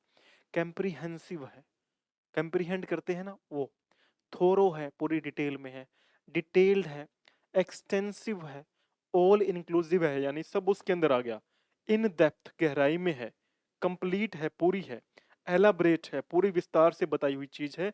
उसके लिए एक्सपोजिटिव के लिए ये सारे के सारे वर्ड आते हैं। जब हमें बताना हो कि चीजें क्या हैं, डिटेल के अंदर हैं, तो ये सारे के सारे वर्ड हम लोग यूज कर सकते हैं। कंप्रीहेंसिव यूज कर सकते हैं, थोरो यूज कर सकते हैं हम लोग। इसके लिए इन डिटेल्स, डिटेल्स यूज कर सकते हैं, एक्सटेंसिव यूज कर सकते हैं, ऑल इंक्लूसिव यूज कर सकते हैं, इन अपने डेप्थ यूज कर सकते हैं, अपन कंप्लीट यूज कर सकते हैं। ये सब वर्ड किसके हैं? एलाबरेट यूज कर सकते हैं। एक्सपोजिटिव के सारे वर्ड आ जाएंगे। जोड़ करके याद कर लेना, काम अपना हो जाएगा। जोड़ करके याद करेंगे तो काम अपना हो जाएगा। और काम बनाना अपना काम है। काम बनना चाहिए, सबका काम होना चाहिए। सबका भला होवे, मैं तो हर बात यही बोलता हूँ कि सबका भला होवे। प्रभु सबको बढ़िया भला करके दे। आ जाओ। देखो, यहां मेरे प्यारे साथियों क्या लिखा हुआ है, थोड़ा ध्यान देंगे। टीचर ने डिटेल एक्सप्लेन किया टॉपिक को। टीचर ने विषय को पूरी तरह से एक्सप्लेन किया। हमें वर्ड याद करना था एक्सपोजिटिव। अब क्या बनेगा? The teacher gave an expositive explanation of the topic. Teacher ने पूरी की पूरी डिटेल एक्सप्लेनेशन दी, यानी विस्तार से वर्णन किया टॉपिक का। तो एग्जॉस्टिव हमारे पास में क्या हो गया? डिटेल्ड हो गया, एलाबरेट हो गया, हमारे पास में कंप्लीट हो गया, इन डेप्थ हो गया, ऑल इंक्लूसिव हो गया, ये एक्सटेंसिव हो गया। ये सारे के सारे वर्ड पढ़े ना अपन ने अभी, ये इसी के तो थे। ठीक है, ऐसे जोड़ के बस याद हो जाएगा, जोड़ते जाओगे ना याद होता जाएगा, कोई मुश्किल काम नहीं है। मुश्किल है तो बस मेहनत करना, वो मुझे पता आप कर लोगे, मेरे प्यारे बच्चे हो। हार्ड वर्क करोगे, मेहनत करोगे, मुझे पूरा भरोसा है। ठीक है, अच्छा यहां देखो, सेलेक्ट द करेक्ट स्पेलिंग। हमें करेक्ट स्पेलिंग को चूज करना था। हमारे पास में वर्ड दिया हुआ है कंटम्पलेटिंग। कंटम्पलेटिंग, कहीं ये स्पेलिंग गलत हो जाएगी। कंटम्पलेटिंग की स्पेलिंग क्या होती है पहले वो समझ लो, हो सकता है आप लोग फिर इसमें से पिक कर लो। कंटम्पलेटिंग, अब इसका मतलब क्या होता है? थोड़ा गहन विचार करना, इसलिए इसको बोलते हैं कंटम्पलेट। ठीक है, एक बार मैं, हाँ, किसी ऐसे टूर ट्रेवल वगैरह करने गया हुआ था। तो मैं कहीं बैठा था, तो मैं जहाँ बैठा तो वो एक रिजॉर्ट वगैरह बुक करवाया हुआ था, वहां बैठे थे। तो वहां पर ना एक फॉरेनर आके बैठी, फॉरेनर आके बैठ गई, और वो ना वो अपना मैट वगैरह लगा करके पूरा ध्यान वगैरह करने लग गई। वो सुबह सुबह, मतलब 8-9 बजे की बात होगी। हम लोग वहां परोंठे खा रहे हैं आराम से 8-9 बजे। वो आई, फॉरेनर आई, अपना बढ़िया वो जो पहनती है ड्रेस वगैरह, वो उनकी वही पहनी हुई थी। वो बैठी आके अपना मैट वगैरह लगाई और बढ़िया बैठ करके अपना ध्यान करने लगी। तो मैं, अब क्यूरियोसिटी थी, तो मैंने उससे पूछा, मैंने कहा what are you up to, क्या कर रहे हैं आप? तो उसने बोला कि आई एम कंटम्पलेटिंग। कंटम्पलेटिंग का मतलब क्या होगा? किसी चीज पे गहनता से ध्यान लगाना, चिंतन करना। तो कंटम्पलेटिंग की स्पेलिंग क्या है? कंटम्पलेटिंग, CONTEMP, कंटेम्पलेटिंग, LATING। ठीक है, अब इनमें से कौन सी सही है? इसमें तो CUN लिखा हुआ है, ये सही नहीं होगा। CON लिखा हुआ है, यहाँ तक भी सीखे, कंटेम्प तक ठीक है, लेकिन लेटिंग की जगह देखो क्या लिखा हुआ है, कंटेम्प पी के बाद में एल टी कर दिया, ये भी सही नहीं है। कंटेम्प तक सही है, लेटिंग ये भी सही है, तो कंटेम्पलेटिंग ये वाली सही है। और इसमें तो यू आ रहा है, तो यू वाली तो वैसे ही सही नहीं है, तो स्पेलिंग सही क्या ये वाली है। और कंटेम्पलेटिंग का मतलब क्या होता है, गहनता से विचार करना, किसी चीज पे पॉन्डर करना, थॉट करना, विचार करना, सोचना, है ना, फोकस करना, ध्यान लगाना। अटेंटिव होना भी हो सकता है, लेकिन अटेंटिव थोड़ा सा slightly is a different meaning, attentive is slightly a different meaning compared to contemplating, ठीक है। attentive is like alert, watchful, heedful, careful, um, aware, वो दो, ये दूसरा वर्ड contemplating, विचार करना, ठीक है। आगे देखते हैं। हाँ ये देखो आ गया हमारे पास में contemplating का, thoughtful है, विचार कोई की हुई चीज है उसके लिए आता है। रिफ्लेक्टिव है, यानी अपन सोच रहे हैं, रिफ्लेक्ट कर रहे हैं किसी चीज के ऊपर। पेंसिव है, कोई गहराई में चीज है। मेडिटेटिव है, ध्यान लगाने वाली चीज है। इंट्रोस्पेक्टिव, ये अच्छा वर्ड है, गहनता से स्वयं का अध्ययन करना, स्वयं का चिंतन करना, इंट्रोस्पेक्ट करना, इंट्रोस्पेक्टिव, ठीक है। तो ये सारे किसके वर्ड हो गए, ये सब के सब वर्ड हो गए किसके, कंटेम्पलेटिव के। तो कंटेम्पलेटिव विचार करना, गहनता से सोचना, thoughtful, reflective, pensive, meditative, introspective, ये सब किसके वर्ड हो गए, गहनता से चिंतन करना या फिर अध्ययन करना, उसके लिए ये सारे के सारे वर्ड आने वाले हैं, ठीक है। चलो भाई आगे बढ़ते हैं। What does amicable मीन, देखो इस वर्ड को मत भूलना, क्योंकि ये वर्ड एग्जाम में कई बारी काम खराब कर चुका है, और मैं नहीं चाहता कि आपका मेरे प्यारे बच्चे काम खराब हो। यहां वर्ड लिखा एमिकेबल, क्या लिखा, एमिकेबल। आप ये समझो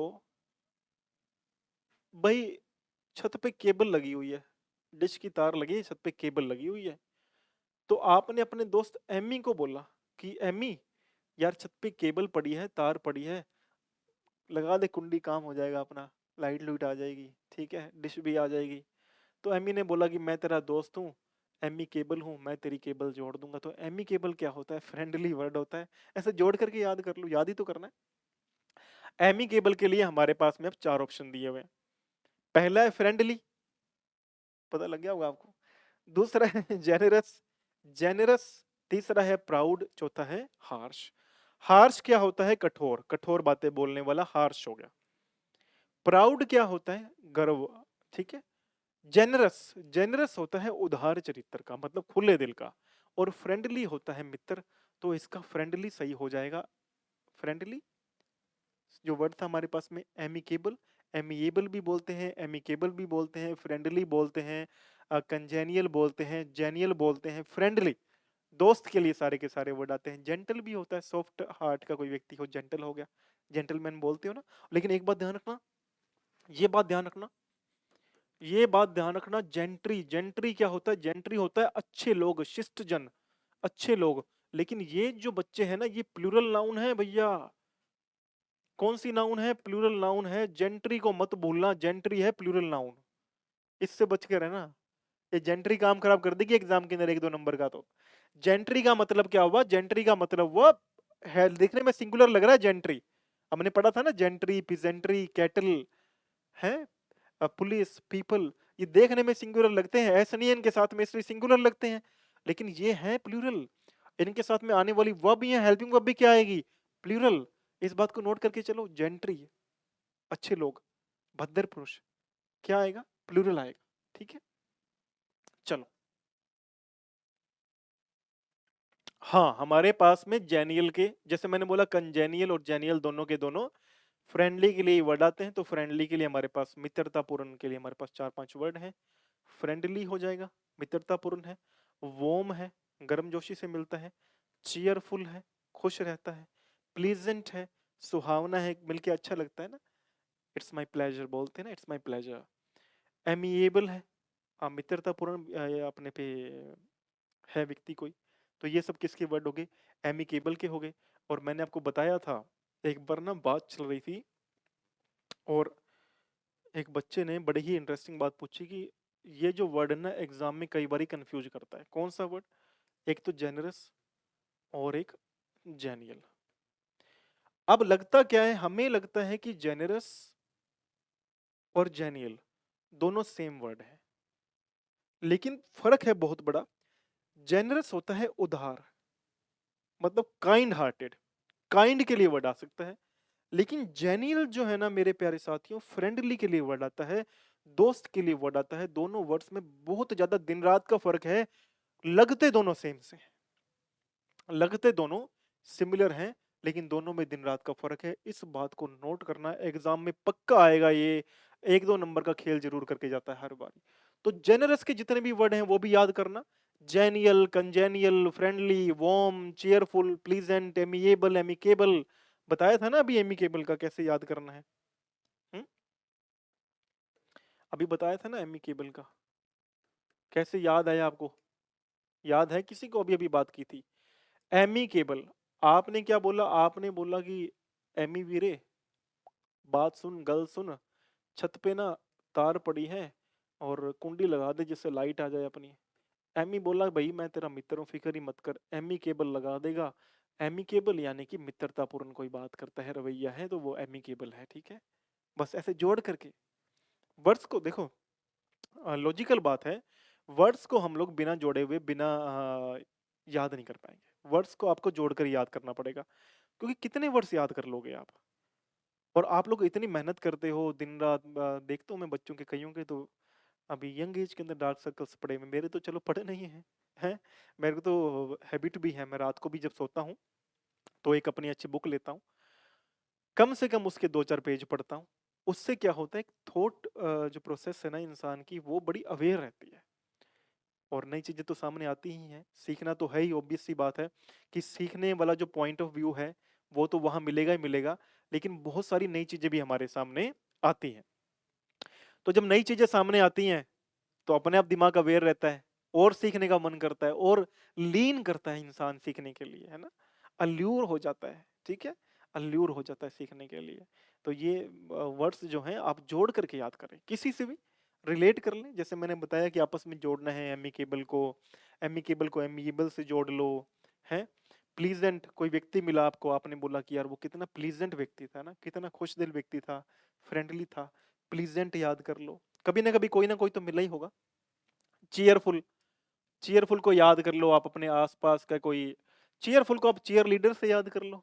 आईपीएल के अंदर जो वो यूं करते हैं ना, यूं यूं करते हैं, वो चीयर लीडर्स, वो सिक्स जाने पे जो यूं यूं करती हैं, उससे चीयरफुल को याद कर लो। खुश रहने वाली, फ्रेंडली, चीयर लीडर्स, चीयरफुल। ठीक है। वॉर्म, वॉर्म मतलब गर्म, जोशी से मिलना किसी से, ठीक है, तो वॉर्म हो गया। फ्रेंडली तो पता ही दिया, मित्र, किसी का मित्र हो गया। ऐसे जोड़ करके याद करो वर्ड्स को। आगे बढ़ते, स्पॉट द एरर, हमें यहाँ पे एरर फाइंड आउट करनी है। और चार हमारे पास में ऑप्शन दिए हुए हैं। I had been angry the whole evening, यहाँ तक तो सही है। आई हैड बीन एंग्री, यहाँ तक तो, अभी तक तो ये पहला पार्ट है, इसमें तो कुछ नजर नहीं आ रहा। So she rubs Brahmi, rubs ये तो प्रेजेंट की फॉर्म हुई। रब्स यानी कि मसाज करना, रब करना किसी के, तो ये तो प्रेजेंट की फॉर्म हुई और ये पास्ट की फॉर्म आ रही है। आगे देखते हैं। Oil into my scalp to cool my brain, into का ये इनटू भी सही यूज हो रहा है कि डिटेल में जाकर के कोई काम हो रहा है, पूरा प्रेशर से काम हो रहा है। माय स्कल्प मेरे खोपड़े के अंदर, टू कूल माय ब्रेन जिससे मेरा दिमाग ठंडा हो जाए, ये भी ठीक है। तो फिर इसमें क्या रहेगा, यहाँ पे हैड बीन यानी कि पास्ट का आ रहा है, ये प्रेजेंट का आ रहा है, ये हमें चेक करना पड़ेगा कि ये भी पास्ट का होना चाहिए था, रब्ड हो सकता था। इस बात को अपन को नोट करना है। और सबसे इंपॉर्टेंट बात ध्यान रखना, मैंने टेंस जो करवाए ना बड़ी ही अच्छे तरीके से आपकी क्लैरिटी के लिए, हर एक बात को मैंने उस एग्जाम्पल से रिलेट करने का ट्राई किया जिससे आपके एग्जाम में नंबर आ सके। तो टेंसेस एक बार जाके चेक करना, जिससे आपका भला हो जावे, आपके एग्जाम में नंबर अच्छे आ जावे। टेंसेस पे पूरा फोकस करना पड़ेगा। टेंसेस पढ़ेंगे, ऐसे क्वेश्चंस जो है ना मेरे प्यारे बच्चे, वो टेंस से ही क्लियर होंगे। भाई टेंस पता होगा, मैंने परफेक्ट टेंस पढ़ाया था, पास्ट परफेक्ट। पास्ट परफेक्ट के समय मैंने आपको बहुत इंपॉर्टेंट बातें बताई थी। पास्ट परफेक्ट के समय मैंने आपको बताया था कि देखो मेरे प्यारे बच्चे, कि पास्ट परफेक्ट ऐसा टेंस है जो अकेला नहीं आता। कहीं भी आपको हैड प्लस वर्ब की थर्ड फॉर्म अकेली नहीं देखने को मिलेगी। अगर पास्ट में सिर्फ एक सिंगल एक्टिविटी की बात चल रही है ना, तो फिर आपको बिना डाउट के वर्ब की सेकंड फॉर्म लगानी है। और इसके ऊपर मैंने पूरा सेशन बना रखा है, जाके चेक करना। ये जो सेशंस, ये जो ग्रामेटिकल टेंसेस वाले हैं ना, वो तो टेंस पढ़ोगे तो जिसका यहाँ पे कमी आ रही है ना, उनका सही हो जाएगा। बाकी आप सब सब लोग बच्चे अच्छे हो, अच्छे से पार्टिसिपेट करते हो। 61 बच्चों ने आंसर दिया है जब तक मैंने ये प्रिंट इसका करवाया है, तो बहुत बढ़िया है। प्रयास अच्छे हैं आपके, मेहनत करते रहो, हो जाएगा। थोड़ा सा प्रैक्टिस ज्यादा करो, प्रैक्टिस करो। जो भी आपको गूगल कर लो, गूगल पे मिल जाएगा, give me a practice set of tenses, है ना। आजकल तो और भी सोर्सेज बहुत सारे हैं, उन सोर्स से भी अपन ले सकते हैं ये चीजें, और हमारा काम बन सकता है। तो प्रयास पूरा करो कि प्रैक्टिस ज्यादा करो, गहराई में जाओ, डिटेल में जाओ, चीजों को समझो। एक्सपोजिटिव हमने अभी वर्ड पढ़ा था गहराई में जाने के लिए, कितनों को वर्ड याद हो गए। एक्सटेंसिव था, डिटेल्ड था, कंप्रिहेंसिव था, कंप्लीट था, एलाबरेट था, ऑल इंक्लूसिव था, हाँ है ना। तो ये वर्ड्स भैया जोड़ करके याद कर लो, हो जाएंगे याद। और ये ग्रामर के लिए टेंस एक बार जाके चेक करना। हाँ, अब हमें बताना है रिपल्सिव का। तो रिपल्सिव का हमारे पास में दो वर्ड है, एक डिस्गस्टिंग है, एक अट्रैक्टिव है। रिपल्सिव क्या होता है? रिपल्सिव होता है जिसमें घृणास्पद कोई चीज है, जिससे घृणा हो रही है, रिपल्सिव है। दो वर्ड है, सिमिलर वर्ड हमें बताना है। पहला वर्ड है डिस्गस्टिंग और दूसरा है अट्रैक्टिव। तो रिपल्सिव का क्या हो जाएगा? डिस्गस्टिंग हो जाएगा, क्योंकि अट्रैक्टिव तो हमने पढ़ लिया, किसी को अपनी ओर आकर्षित करना, तो अट्रैक्टिव नहीं हो सकता। रिपल्सिव यानी कि जिससे घृणा हो जाए।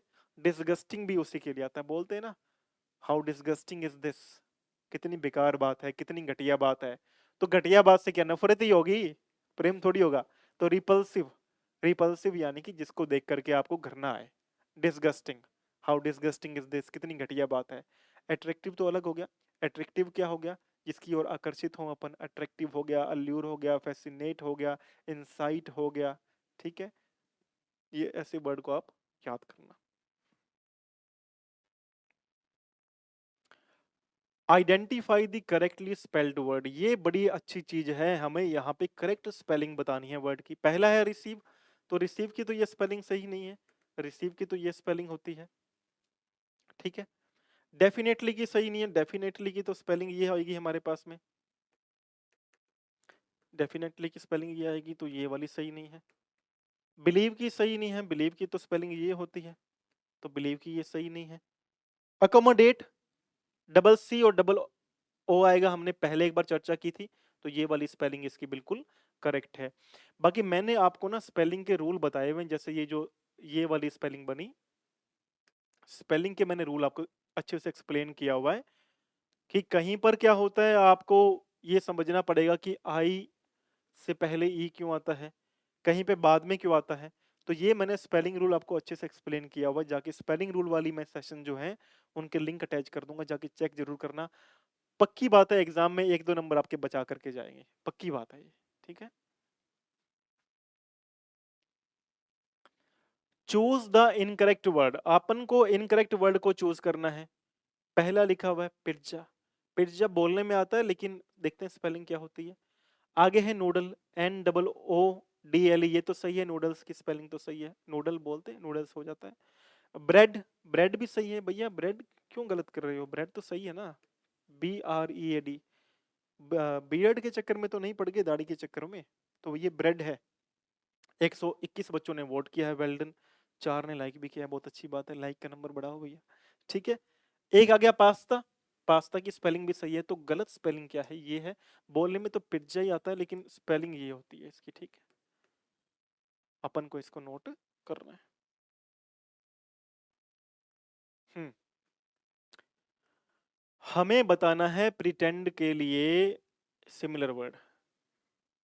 99 बच्चों ने वोट किया। प्रिटेंड, प्रिटेंड पढ़ते हो ना? प्रिटेंड क्या होता है? प्रिटेंड होता है बहानेबाजी करना, बहाना बनाना। अब ये तो वर्ड पड़ा हुआ है, लेकिन इन चार में से क्या होगा? पहला है फेन, दूसरा है बिनाइन, तीसरा है अलाइन, चौथा है रेन। तो इसका सही वर्ड क्या हो जाएगा? इसका सही वर्ड होगा फेन। फेन का मतलब होता है प्रिटेंड करना, बहाने बनाना, इसके लिए वर्ड आता है प्रिटेंड। फेन, प्रिटेंड। ठीक है, बाकी ये वर्ड तो पता ही है। रेन किसी का साम्राज्य वगैरह, किसी पे कंट्रोल वगैरह करना, उसके लिए रेन आता है। अलाइन मतलब मिलजुल के साथ में मिलकर के चलना, तो ये वर्ड तो आपको याद हो जाएंगे। हाँ, प्रिटेंड के हमारे पास में बहाना करने के, यानी फेन जो हमने वर्ड पढ़ा, फेन जो वर्ड पढ़ा, फेन वर्ड के ही हमारे पास में 4-5 वर्ड है। प्रिटेंड बहाना करना, फेक नकली, सिमुलेट किसी का अनुसरण करना, एक्ट किसी का अभिनय करना, फैब्रिकेट, फैब्रिकेट होता है कहानियां गढ़ना, तो गढ़ना कोई करेक्टर गढ़ना, कोई कहानी गढ़ना, फैब्रिकेट। तो ये फेन के ही सारे के सारे वर्ड हो जाएंगे। एक याद कर लेना, सिम्युलेट जो है ना, सिम्युलेट होता है किसी का अनुकरण करना, जो नकल करना किसी की, सिम्युलेट करना। जैसे उसने किया वैसे ही आपने किया, होता है ना घरों के अंदर, वो बोलती है कुत्ता, वो बोलता है तू कुत्ता, तू कुत्ता ना, ऐसे करते हैं ना, तो उससे बोलते हैं सिम्युलेट। लेकिन याद करना स्टिमुलेट, ये वर्ड का फर्क है। इसका मतलब होता है किसी चीज को बढ़ाना, स्टिमुलेट करना। ठीक है, तो सिम्युलेट और स्टिमुलेट के अंदर, दोनों के अंदर फर्क है। इस वर्ड को अच्छे से याद कर लेना। बाकी तो जो मैंने देखा है घरों वगैरह के अंदर है, बहाने स्कूल टाइम में बहुत बनाया करते थे। बहाने स्कूल टाइम के अंदर बहुत बनाए हुए। मेरा एक मित्र था, युवराज सिंह नाम था उसका, हाँ सही में युवराज सिंह नाम था उसका। वो तहसीलदार का बच्चा था, वो मतलब तहसीलदार का बेटा था। हमारे एक सर हुआ करते थे, एमपी सर, जो साइंस पढ़ाया करते थे। उन्होंने मुझे बोला कि जा करके युवराज सिंह को ढूंढ करके आ। अब मेरे साथ गया तरुण सोनी। तरुण सोनी भी मेरा अच्छा मित्र। हम 3 लोग गए ढूंढने के लिए। 2 लोग गए ढूंढने के लिए, किसको? युवराज को। युवराज को ढूंढने तो गए थे, लेकिन हमें पता था युवराज कहाँ पे बैठा है। हमने बताया नहीं, क्योंकि बचपन था। बचपन में हमें भी तो मौका मिला 2 क्लासे बंक करने का, है। साइंस की क्लास हुआ करती थी दिमाग में। मैथ और साइंस तो बचपन से ही, साइंस तो फिर भी मुझे अच्छी लगती थी, क्योंकि साइंस में कंसेप्ट होते हैं। मैथमेटिक्स तो कभी पल्ले ही नहीं पड़ी। युवराज सिंह को ये कैलकुलेशन लगा लिया करते थे, इसमें मेटिकुलस थे। इसमें मेटिकुलस थे, इंग्लिश में तो टॉप किया था, लेकिन इसमें मेटिकुलस थे। टॉप किया था, लेकिन ये इसके अंदर अपना कोई रोल नहीं है, प्रभु का रोल है। तो इसमें मेटिकुलस थे, काउंट करने के अंदर, कैलकुलेशन लगाने में मेटिकुलस थे। मैथ हमें आते नहीं थी, लेकिन हमने इसका अनुमान लगा लिया कि अगर सर ने हमें भेजा युवराज सिंह को ढूंढने के लिए, वो बैठा कहाँ हमें पता है, सीधा चले गए तो 5 मिनट में उसको ले आएंगे। लेकिन 2 घंटे अगर हम लोग ऐसे घूमते रहे, ये अनुमान लगा लिया था कि ऐसे 2 घंटे घूमते रहे ना, तो फिर हमारा काम, 2 घंटे हमारी क्लास लेने का बंक हो जाएगी, साथ में एंजॉय करेंगे, बाद में युवराज सिंह को पकड़ के ले आएंगे। ये बात हमें अच्छे से कैलकुलेशन हुई, ये इसमें हम मेटिकुलस थे। तो आपको प्रिटेंड जो वर्ड याद करो ना, बहाने बनाना, जोड़ करके याद करो। किसी कहानी से जोड़ करके याद करो, किसी स्टोरी से जोड़ करके याद करो कि भाई मैंने क्या कर लिया, मैंने प्रिटेंड किया, फेन किया, एक्ट किया, फैब्रिकेट किया, कहानी गढ़ी कोई, सिमुलेट किया। लेकिन स्टिमुलेट से दोनों वर्ड को अलग रखना। ठीक है, सिम्युलेट और स्टिमुलेट दोनों वर्ड्स का फर्क है। स्टिमुलेट क्या होता है? किसी चीज को बढ़ाना, उत्सुक मतलब उसको मोटिवेट करना कोई कार्य करने के लिए। कोई दवाई भी कई बार क्या करती है, शरीर के अंदर स्टिमुलेट कर देती है। ठीक है, जोश बढ़ा देती है, उत्साहवर्धन कर देती है। सिम्युलेट अलग होता है, सिम्युलेट होता है किसी का अनुकरण करना। दोनों को याद रखना है, बातों को याद रखना है, जोड़ के याद करोगे याद हो जाएगी। आ जाओ। वर्ड हमारे पास में आ गए अब किसके? अरेंज, संगठित करना। ये अलाइन के वर्ड है। हमने जो वर्ड पढ़ा ना, अलाइन, अलाइन का मतलब क्या होता है? साथ लेकर के चलना। गाड़ी देखते हो आप, कार वगैरह देखो, तो कार के जो टायर्स होते हैं ना आगे पीछे के, वो साथ साथ चलते हैं, उसे बोलते हैं गाड़ी का अलाइनमेंट। तो अलाइन का मतलब क्या होता है? साथ में समायोजित तरीके से चलना। उसी के लिए वर्ड आ जाएगा अरेंज, संगठित करना। एडजस्ट आ जाएगा, पोजीशन आ जाएगा। ऑर्गेनाइज, ये अच्छा और इंपॉर्टेंट वर्ड है। कोऑर्डिनेट करना, किसी के साथ में अपना समन्वय कायम करना, संबंध कायम करना, उसके लिए कोऑर्डिनेट आ जाता है। ठीक है, तो ये सारे वर्ड किसके हैं? अलाइन के हैं। ऐसे याद कर लो, अरेंज करना, कोई पार्टी आपने अरेंज करी, आपने व्यवस्थित करी वो पार्टी, आपने सुचालित करी, समायोजित करी, अरेंज करी आपने। कभी तो किया होगा, किसी का बर्थडे अरेंज किया होगा, हैं? तो आप कह सकते हो मैंने तेरा बर्थडे अलाइन किया था, मैंने मीटिंग अलाइन की थी तेरे बर्थडे की, ठीक है? तो अलाइन, अरेंज, एडजस्ट करना, व्यवस्थित करना, समायोजित करना, पोजीशन तो होता ही है, स्थिति, ठीक है? ऑर्गेनाइज, व्यवस्थित करना, ऑर्गेनाइज करना, है ना? क्या क्या बढ़िया ऑर्गेनाइज रूम है ये, what a well organised room, कितना अच्छा ऑर्गेनाइज्ड रूम है, what a well organised room, कितना अच्छा ऑर्गेनाइज्ड रूम है, कितना अच्छा व्यवस्थित रूम है। कई बार जाके देखते हो ना किसी की बिल्डिंग, किसी की, चले गए देखने के लिए, किसी ने पूरा एक बहुत बड़ा सा बिल्डिंग बना रखी है, कहते हैं यार इसने तो क्या ही बना रखा है यार, क्या वेल ऑर्गेनाइज्ड कर रखा है, क्या बड़े अच्छे से बना रखा है। तो वेल ऑर्गेनाइज्ड मतलब बहुत अच्छे तरीके से बना करके रखना, समायोजित तरीके से रखना, पोजीशन में रखना, अलाइन रखना, एडजस्ट करना, अरेंज करना, ये सब इसी के वर्ड हो जाएंगे। जोड़ के याद, बस वही वाली बात, जोड़ के याद करना। ऐसी कोई याद आ रही है, कोई ऐसी पार्टी जो आप लोगों ने की हो अरेंज, है?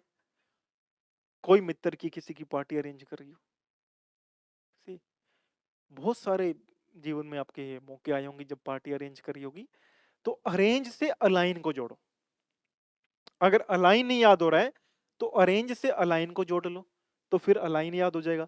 अलाइन वैसे एक मीटिंग के लिए वर्ड आता है कि मीटिंग मैंने अलाइन करी, तो अलाइन वहां काम करेगा, तो अलाइन को वहां जोड़ के याद कर लो कि ये मीटिंग मैंने अलाइन करी थी, आई अलाइंड दिस मीटिंग, ठीक है? ऐसे अरेंज करी थी, आपस में जोड़ करके ट्यूनिंग बिठा करके याद कर लो, ठीक है? ये जो वर्ड हमारे पास में था रेन, ये रेन क्या होता है? एक लगाम भी आता है और एक आता है रूल करना, किसी के ऊपर शासन करना।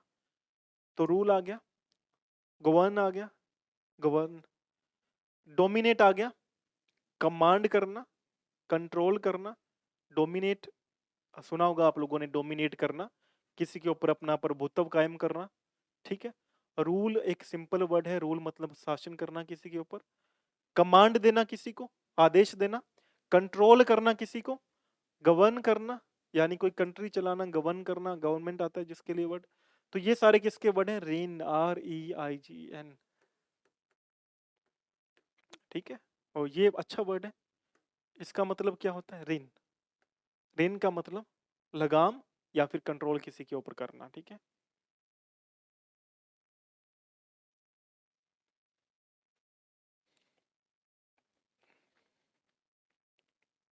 अच्छा, ये जेनरस के वर्ड हमारे पास में आ गए। ये हमने जो जेनरस पढ़ा था, जेनरस यानी कि दयालु हमने पढ़ा था, ये दयालु के वर्ड आ गए। काइंड आ गया, जेंटल आ गया, हार्मलेस आ गया, बेनेवलेंट आ गया, माइल्ड आ गया, टेंडर भी आ सकता है, जेनरस, टेंडर नहीं आएगा, सॉरी, टेंडर तो फिर सॉफ्ट हो गया ना। तो माइल्ड भी यहाँ से आप निकालो, माइल्ड का भी यहाँ पे कोई यूज नहीं है, इसको निकालो आप। तो generous, kind, gentle, harmless, benevolent, इस तरीके से आप जेनरस को जोड़ करके याद कर सकते हो। ये सारे वर्ड हो जाएंगे, इनको आप जोड़ के याद करो। जेंटल को भी आप यहाँ से निकाल लो, पीपीटी कहीं गलत बनी है। तो जेनरस के जो मेन वर्ड है वो काइंड है, दयालु है, हार्मलेस हो सकता है किसी को हानि नहीं पहुंचा रहा, वो अलग चीज है, बेनेवलेंट हो सकता है कल्याणकारी है, लेकिन जेंटल जो होता है वो सॉफ्ट नेचर का होता है। तो माइल्ड और जेंटल अलग चीज है, जेनरस अलग चीज है, ठीक है? एक दो वर्ड और याद करो, वो फिलेंथ्रोपिस्ट, फिलेंथ्रोपिस्ट पढ़ा था ना हमने, फिलेंथ्रोपिस्ट, इस वर्ड को याद करो, ये होता है दयालु, कल्याणकारी, लेकिन ये चैरिटी के संबंध में होता है, पैसा देने के संबंध में। वन वर्ड आ जाए ना, one who donates money and does charity, तो फिर फिलेंथ्रोपिक आ जाएगा या फिलेंथ्रोपिस्ट आ जाएगा, ठीक है? ये वन वर्ड के रूप में काम करता है। बेनेवलेंट भी कई बार, अगर आपको नहीं मिले ऑप्शन तो बेनेवलेंट आपको वहां मिल जाएगा, भाई दयालु है, कल्याणकारी है, इसको वहां पर अपन वन वर्ड के रूप में यूज कर सकते हैं, ठीक है?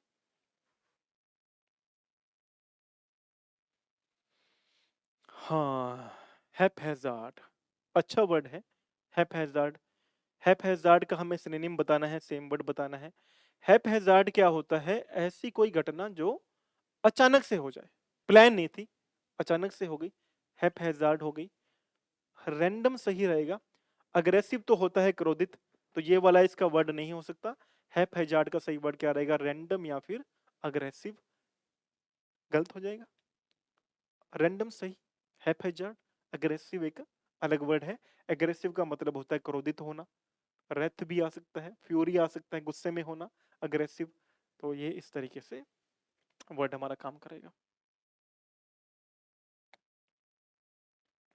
ये सारे के सारे वर्ड आ गए। अब किसके वर्ड आए? जो हमारे पास में वर्ड आया हैप्पैजार्ड वाला। रैंडम के लिए भी आ सकता है। हैप्पैजार्ड यानी कि अचानक से कोई काम हुआ, व्यवस्थित नहीं था, अनप्लान था, अनप्लान हो गया, हैप्पैजार्ड हो गया। आर्बिट्रेरी हो गया, अनसिस्टमेटिक हो गया, एक्सीडेंटल हो गया। ये सब किसके वर्ड हैं? हैप्पैजार्ड के वर्ड हैं। अनप्लान, कई बार बिना प्लानिंग के काम होते हैं, अनप्लान हो जाते हैं। हमने योजना नहीं बनाई होती फिर भी वो काम हो जाते हैं। बोलते हैं ना कि God has plan for everyone, God has a plan for everyone. भगवान के पास सभी के लिए प्लान है। तो कई बार अनप्लान होती है चीजें, वो भी हो जाती हैं, पॉसिबल हो जाती हैं। और अनप्लान हो गया तो वो रैंडम हो गया, रैंडम हुआ तो हैप्पैजार्ड। देखो हैप्पैजार्ड तो बोलने में भी ऐसा लगता है ना कि हैप्पैजार्ड है, अरे ये हैप्पैजार्ड हो गया यार, सब कुछ गड़बड़ हो गई है ना, ऐसे सुनने में ऐसा लगता है ना, हैप्पैजार्ड गड़बड़ सा हो गया कुछ ना कुछ। तो हैप्पैजार्ड को जोड़ लो। हैप्पैजार्ड रैंडम, अचानक होने वाला, हैप्पैजार्ड। अनप्लान हो गया, ठीक है। ये सब आर्बिट्रेरी हो गया, मनमाना, अपने तरीके से काम किया, प्लानिंग थी नहीं, मनमाने तरीके से काम किया। आर्बिट्रेरी बड़ा इंपॉर्टेंट वर्ड है, मनमाने तरीके से काम करना, आर्बिट्रेरी, ठीक है। अनसिस्टमेटिक तो पता ही है, अव्यवस्थित तरीके से काम होता है। एक्सीडेंटल, अचानक होने वाला काम, ठीक है।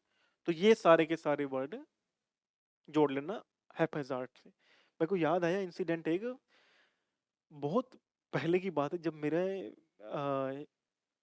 अगली बार बताऊंगा, आज थोड़ा क्लास में समय थोड़ा सा कम है, अगली बार ये बात पक्की बताऊंगा आपको, अगर आप जुड़े रहे तो, ठीक है। चलो आगे चलो। अब यहाँ पे वर्ड हमारे पास में आ गए किसके? होस्टाइल आ गया। जो व्यक्ति क्या है, डिसगस्टिंग के लिए अपन इसको कर सकते हैं कि कोई डिसगस्टिंग है व्यक्ति, वो होस्टाइल हो जाएगा, शत्रुपूर्ण हो जाएगा, गरना जिससे। फोर्सफुल है, जोर जबरदस्ती कर रहा है। एसर्टिव है, आत्मविश्वासी और दबंग, दबंग है, धक्का मुक्का कर रहा है, ठीक है। फिर वर्ड आ गया हमारे पास में बिलीजरेंट आ गया, बिलीजरेंट भी आ जाएगा। कम्बैटिव आ गया, लड़ाकू हो गया हमारे पास में। तो ये देखो, अग्रेसिव तो क्रोध के रूप में काम करता है, लेकिन अगर बात करूं हॉस्टाइल की, तो हॉस्टाइल किसी का बिहेवियर हो सकता है ना, डिसगस्टिंग जैसे था वैसे हॉस्टाइल हो सकता है। फोर्सफुल तो आपको पता है कि जबरदस्ती, जोर जबरदस्ती किया हुआ। असर्टिव हो गया, दबंग तरीके से कोई काम किया हुआ। बिलीजरेंट हो गया, लड़ाकू। कम्बेटिव हो गया, झगड़ालू, ठीक है। तो इस प्रकार से अपन को ये सारे वर्ड याद करने हैं। हाँ, अब हमारे पास में आ गया ये preposition Q&A। He set dash his best friend during the movie.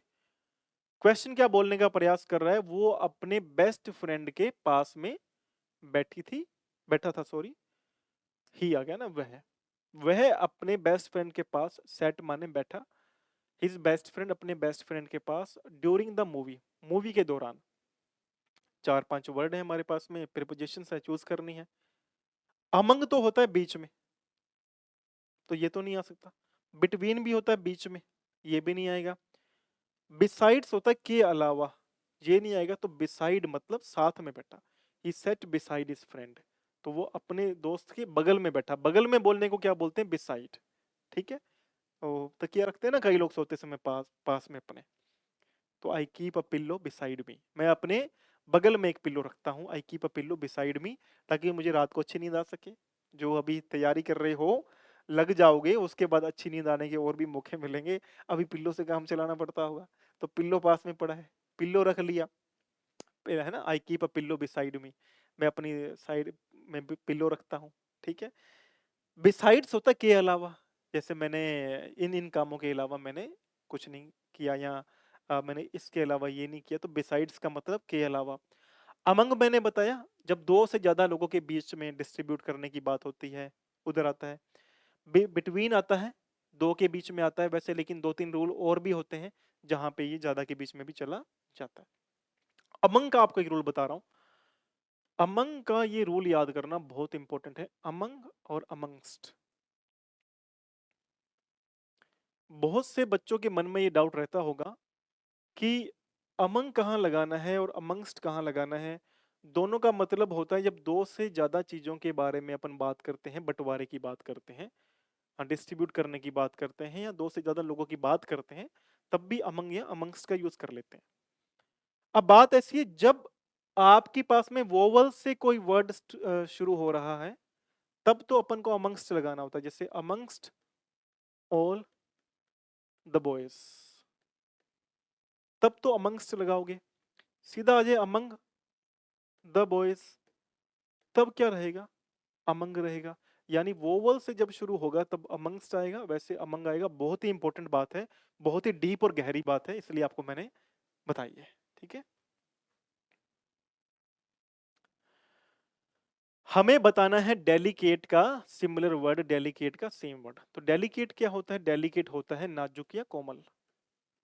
क्या होता है, नाजुक या कोमल। हमारे पास में दो वर्ड हैं, रोबस्ट, फ्रेजाइल। रोबस्ट होता है मजबूर, कई बार मजबूत, हमने कई बार, मजबूर नहीं मजबूत। तो रोबस्ट होता है मजबूत, हमने कई बार बात कर ली। और फ्रेजाइल जो होता है वो होता है वीक, सॉफ्ट। तो फ्रेजाइल क्या हो जाएगा, डेलिकेट हो जाएगा। ये वाला सही है। एक सेकेंड, हाँ इसमें अपन को एंटोनिम्स बताना था, विपरीत वर्ड बताना था ऊपर, इसलिए कई बार रीडिंग में खुद देखो मेरा भी फोकस कई बार चूज मिस हो जाता है। इसलिए कहता हूँ कि फोकस रीडिंग में, एग्जाम के अंदर तो आपको रीडिंग पे पूरा ध्यान देना पड़ेगा। जब आप एग्जाम में बैठे हैं तो आपका पूरा का पूरा फोकस रीडिंग के ऊपर होना चाहिए, वही आपकी पार निकालेगा। अब यहां लिखा हुआ था एंटोनिम्स Q&A, और मैं आपको बता रहा हूं कि इसका ये होगा, फोकस वाली बात है। डेलिकेट, डेलिकेट क्या होता है, सॉफ्ट। अब सॉफ्ट के लिए हमारे पास में दो वर्ड हैं, हमें बताना है एंटोनिम्स। तो फ्रेजाइल तो क्या होता है, सिमिलर वर्ड होता है, तो ये वाला नहीं होगा। रोबस्ट यानी मजबूत, ये इसका हो जाएगा। फ्रेजाइल होता है कमजोर, वीक। तो डेलिकेट का सिमिलर वर्ड हो गया। रोबस्ट क्या हुआ, मजबूत हो गया, स्टर्डी हो गया, स्ट्रॉन्ग हो गया, रिजिलियंट हो गया। ये रोबस्ट के सारे वर्ड आते हैं ना।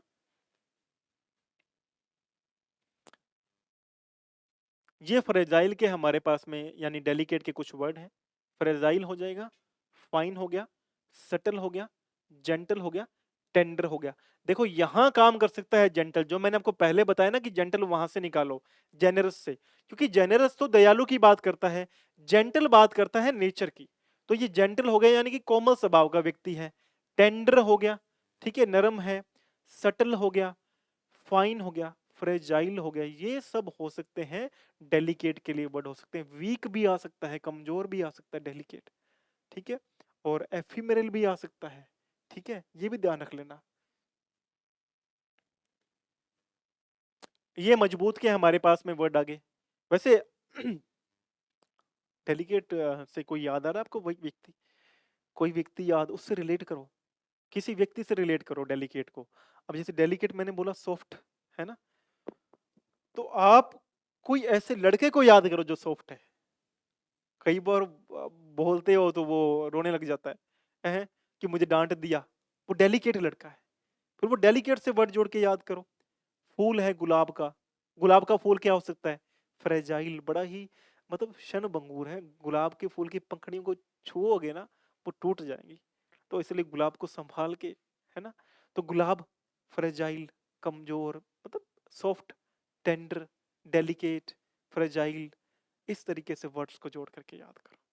भाई कोई ऐसा मिला जो क्या था, अ, बहुत ही कोमल स्वभाव का व्यक्ति था, तो जेंटल व्यक्ति आ जाएगा। लेकिन जेनरस मैंने बोला अलग वर्ड है। जेनरस होता है उदार चरित्र का, यानी कहीं पे चैरिटी करनी है, कहीं पे पैसा देना है, तो खुले दिल का व्यक्ति है, वो जेनरस है। जेंटल अलग है। जेंटल होता है जो व्यक्ति कोमल स्वभाव का है, जैसे पोलाइट नेचर का आप बोल सकते हो। आप जैसे मैं खुद भी पोलाइट नेचर का हूँ वैसे, बाय गॉड ग्रेस, ठीक है। तो इस तरीके से आप जब वर्ड्स के साथ में रिलेशन बिठाओगे ना, तो वर्ड्स अपने आप याद हो जाएंगे। वर्ड्स के साथ में रिलेशन बिठाना बहुत इंपॉर्टेंट बात है, वर्ड्स के साथ में संबंध बिठाना बहुत बड़ी बात है। इसलिए वर्ड्स के साथ में संबंध बिठाओ, हर एक वर्ड को अपने माइंड में किसी ना किसी से लिंक करते जाओ, ठीक है, चलो भाई, मजबूत के लिए हम लोग आगे। मजबूत क्या है? स्ट्रोंग है, स्टर्डी है, रेजिलियंट है। रेजिलियंट दो तरीके से काम करेगा, लचीली भी कोई चीज है, फ्लेक्सिबल है, वहां भी काम करेगा, मजबूत के लिए भी काम करेगा। हार्डी मजबूत है। विग्रस, विग्रस होता है एनर्जी से भरा हुआ, फुर्तीला है, उस तरीके से काम करता है। तो इसको आप यहां से निकाल दो, ये अलग है, ये एनर्जेटिक है। विग्रस है, एनर्जेटिक है, ठीक है, ये अलग है। स्ट्रोंग, स्टडी, रेजिलियंट, हार्डी, ये चारों तक रखो। ये चारों किसके वर्ड हैं? ये मजबूत के वर्ड है। ठीक है, विग्रस तो एनर्जी के लिए आता है। जैसे अगर विग्रस को याद करना है तो आप विग्रस को कैसे याद करोगे? मैंने पहले भी बताया, विग्रस को जोड़ के याद करो वॉक के साथ में। कोई व्यक्ति कई बार देखते हो ना, चाल में उनके मतलब पूरी पूरी स्पीड के साथ यूं वॉक करते हैं, पूरी फुर्ती के साथ में यूं चलते हैं। तो वो जो चलते हैं ना पूरी फुर्ती के साथ में, उनकी जो वॉक होती है वो कैसी वॉक होती है? विग्रस वॉक होती है, यानी पूरी एनर्जी के साथ में वॉक होती है। तो विग्रस का मतलब क्या हुआ? एनर्जेटिक, उत्साह से भरपूर, एनर्जेटिक। ठीक है, ये अच्छा वर्ड है, रेमिनिसेंस। रेमिनिसेंस, ठीक है, तो रेमिनिसेंस वर्ड बहुत अच्छा इंपॉर्टेंट वर्ड है। रेमिनिसेंस का मतलब होता है किसी पुरानी चीज को याद कर लेना या याद आना, रिकॉल करना किसी चीज को। सिनोनिम है, हमें सेम वर्ड बताना था। तो बेनेवोलेंस तो हमने पढ़ लिया कि इसका मतलब होता है दयालु या उदार। और रिमेम्बरेंस क्या होता है? रिमेम्बरेंस होता है किसी को याद करना। तो रेमिनिसेंस के लिए वर्ड क्या हो जाएगा? रिमेम्बरेंस हो जाएगा। बेनेवोलेंस तो क्या होता है? दयालु होता है। रिमेम्बरेंस से मुझे एक बात याद आई, रेमिनिसेंस से। समय थोड़ा सा कम है लेकिन बताना चाहूंगा ये वाली बात तो, ठीक है। तो हुआ क्या था कि मैं कई साल पहले किसी से टेलीफोन पे मेरी बात हो रही थी। तो व्यक्ति वो फॉरेन चला गया था और बहुत पहले चला गया था। तो बोलता था कि यार अब आपको अपने गांव के लिए क्या क्या चीजें याद आती हैं, क्योंकि मैं भी बाहर निकले काफी समय हो गया था। तो बहुत समय बाद बात कर रहे थे, अपने घर का मजा, अपने घर का मजा होता है। अपना घर तो अपना घर ही होता है, वहां का आनंद, वहां का उत्सव, वहां रहने का मजा, जो बचपन आपने बिताया वो दोबारा लौट करके नहीं आता। तो उनसे कोई मेरी टेलीफोनिक बात हो रही थी और उन्होंने पूछा कि क्या चीज आपकी वहां पे याद आती है? तो मैंने बोला कि आई बिकम रेमिनिसेंट। अब रेमिनिसेंट क्या होता है? किसी चीज को याद करना। तो रेमिनिसेंट, रेमिनिसेंस तो नाउन हो गया, रेमिनिसेंट क्या हो गया? वर्ब हो गया। रिमेंबर करना, किसी चीज को याद करना। तो अगर आपसे कोई पूछे, आप जैसे सिटी में कहीं भी तैयारी कर रहे हो, कहीं भी रहते हो, मतलब घर छोड़ चुके हो, या वैसे ही कोई पुराना घर था, तो आप बोलते कि मैं रेमिनिसेंस हो जाता हूँ मेरे पुराने घर को लेकर के, मुझे काफी चीजें याद आती हैं वहां से। तो ऐसे वर्ड्स को जोड़ो आपस में, ठीक है। तो रेमिनिसेंस हो गया, रिमेंबर, बेनेवोलेंस तो मैंने बता ही दिया भाई, दयालु के लिए वर्ड आता है हमारे पास में। आ जाओ, ये वर्ड है हमारे पास में रेमिनिसेंस के। मेमोरी हो जाएगा, याद करना। रिकलेक्शन, कलेक्शन मतलब इकट्ठा करना, रिकलेक्शन मतलब पुनः स्मृति हो गई हमारी। नोस्टैल्जिया वन वर्ड होता है कोई पुरानी चीजों को याद करना, बार बार भावनात्मक हो जाना, नोस्टैल्जिया बोलते हैं, पुरानी चीजों में खो जाना कल्पना के अंदर। रिमेम्बरेंस, स्मरण या किसी को याद करना। और रिफ्लेक्शन मतलब सोच विचार या फिर अतीत में चले जाना, रिफ्लेक्ट करना। विचार से भी हमने वर्ड पढ़ा था, रिफ्लेक्ट करना, रिफ्लेक्टिव। तो रिफ्लेक्शन भी क्या आ गया? रिफ्लेक्शन समझते हो ना, परछाई भी होती है। तो अतीत ही तो होता है परछाई, पास्ट ही तो होता है परछाई। लेट बाईगोन्स बी बाईगोन्स, जो बीत गई सो बात गई, लेट इट बी, वो चली गई, वो बात गई, वो चली गई, उस बात को याद मत करो। वैसे भी वर्तमान में जीना चाहिए।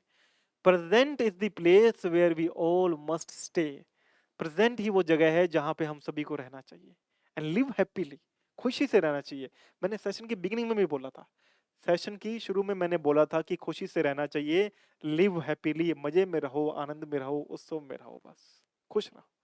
ठीक है, तो ऐसे करके याद कर लेना। मेमोरी, मेमोरी को किससे जोड़ लो? आपकी मेमोरी से। रिकॉल, रिकॉल से जोड़ो इसको, रिकॉल। मैं रिकॉल कर रहा हूं, मैं कुछ याद कर रहा हूं, हाँ मेरी मेमोरी में कोई चीज आ रही है ना। कोई जगह का नाम भूल गए आप, कोई होटल का नाम था, कहीं आप गए थे एग्जाम देने के लिए, कहीं आपने स्टे किया था, वहां आप भूल गए कि मैंने कहाँ स्टे किया था। आप जोड़ो उसको, मेमोरी को, और किसको? रिकॉल को, कि मैं रिकॉल कर रहा हूँ, मेरी मेमोरी के अंदर मैं याद कर रहा हूँ। तो रिकॉल को मेमोरी से जोड़ोगे तो वर्ड याद हो जाएगा। रेमिनिसेंट याद हो जाएगा जब आप याद करोगे अपनी मिट्टी की खुश, गाना है ना, मिट्टी दी खुशबू, मिट्टी दी खुशबू, मिट्टी दी खुशबू आई, है ना? तो अपने गाँव की मिट्टी याद करो, रेमिनिसेंट याद हो जाएगा। सेंट से याद कर लो, परफ्यूम होता है सेंट, खुशबू क्या होती है? वो भी तो परफ्यूम ही होता है। मिट्टी की खुशबू आ रही है गाँव की, सेंट आ रहा है, रेमिनिसेंट आ रहा है, रेमिनी, ऐसे याद कर लो। अभी देखो बनते-बनते बात याद आ गई, जैसे इसको ऐसे याद कर लो, रेमिनिसेंट। तो आपको इस वर्ड को अब ऐसे भी याद कर सकते हो, भाई क्या हो गया, उदास क्यों है? उदास इसलिए हूं कि मैं जब गांव में था तो मिन्नी जो सेंट लगाती थी उसकी मुझे याद आती थी, रे मिनी। तो रे मिनी सेंट यानी कि पुरानी चीजों की याद आना। ठीक है, रेमिनिसेंट, रिमेम्बरेंस, स्मृति, मेमोरी, है रिकॉल करना, नॉस्टैल्जिक हो जाना, नॉस्टैल्जिक वन वर्ड है, नॉस्टैल्जिया, पुरानी चीजों को याद करना।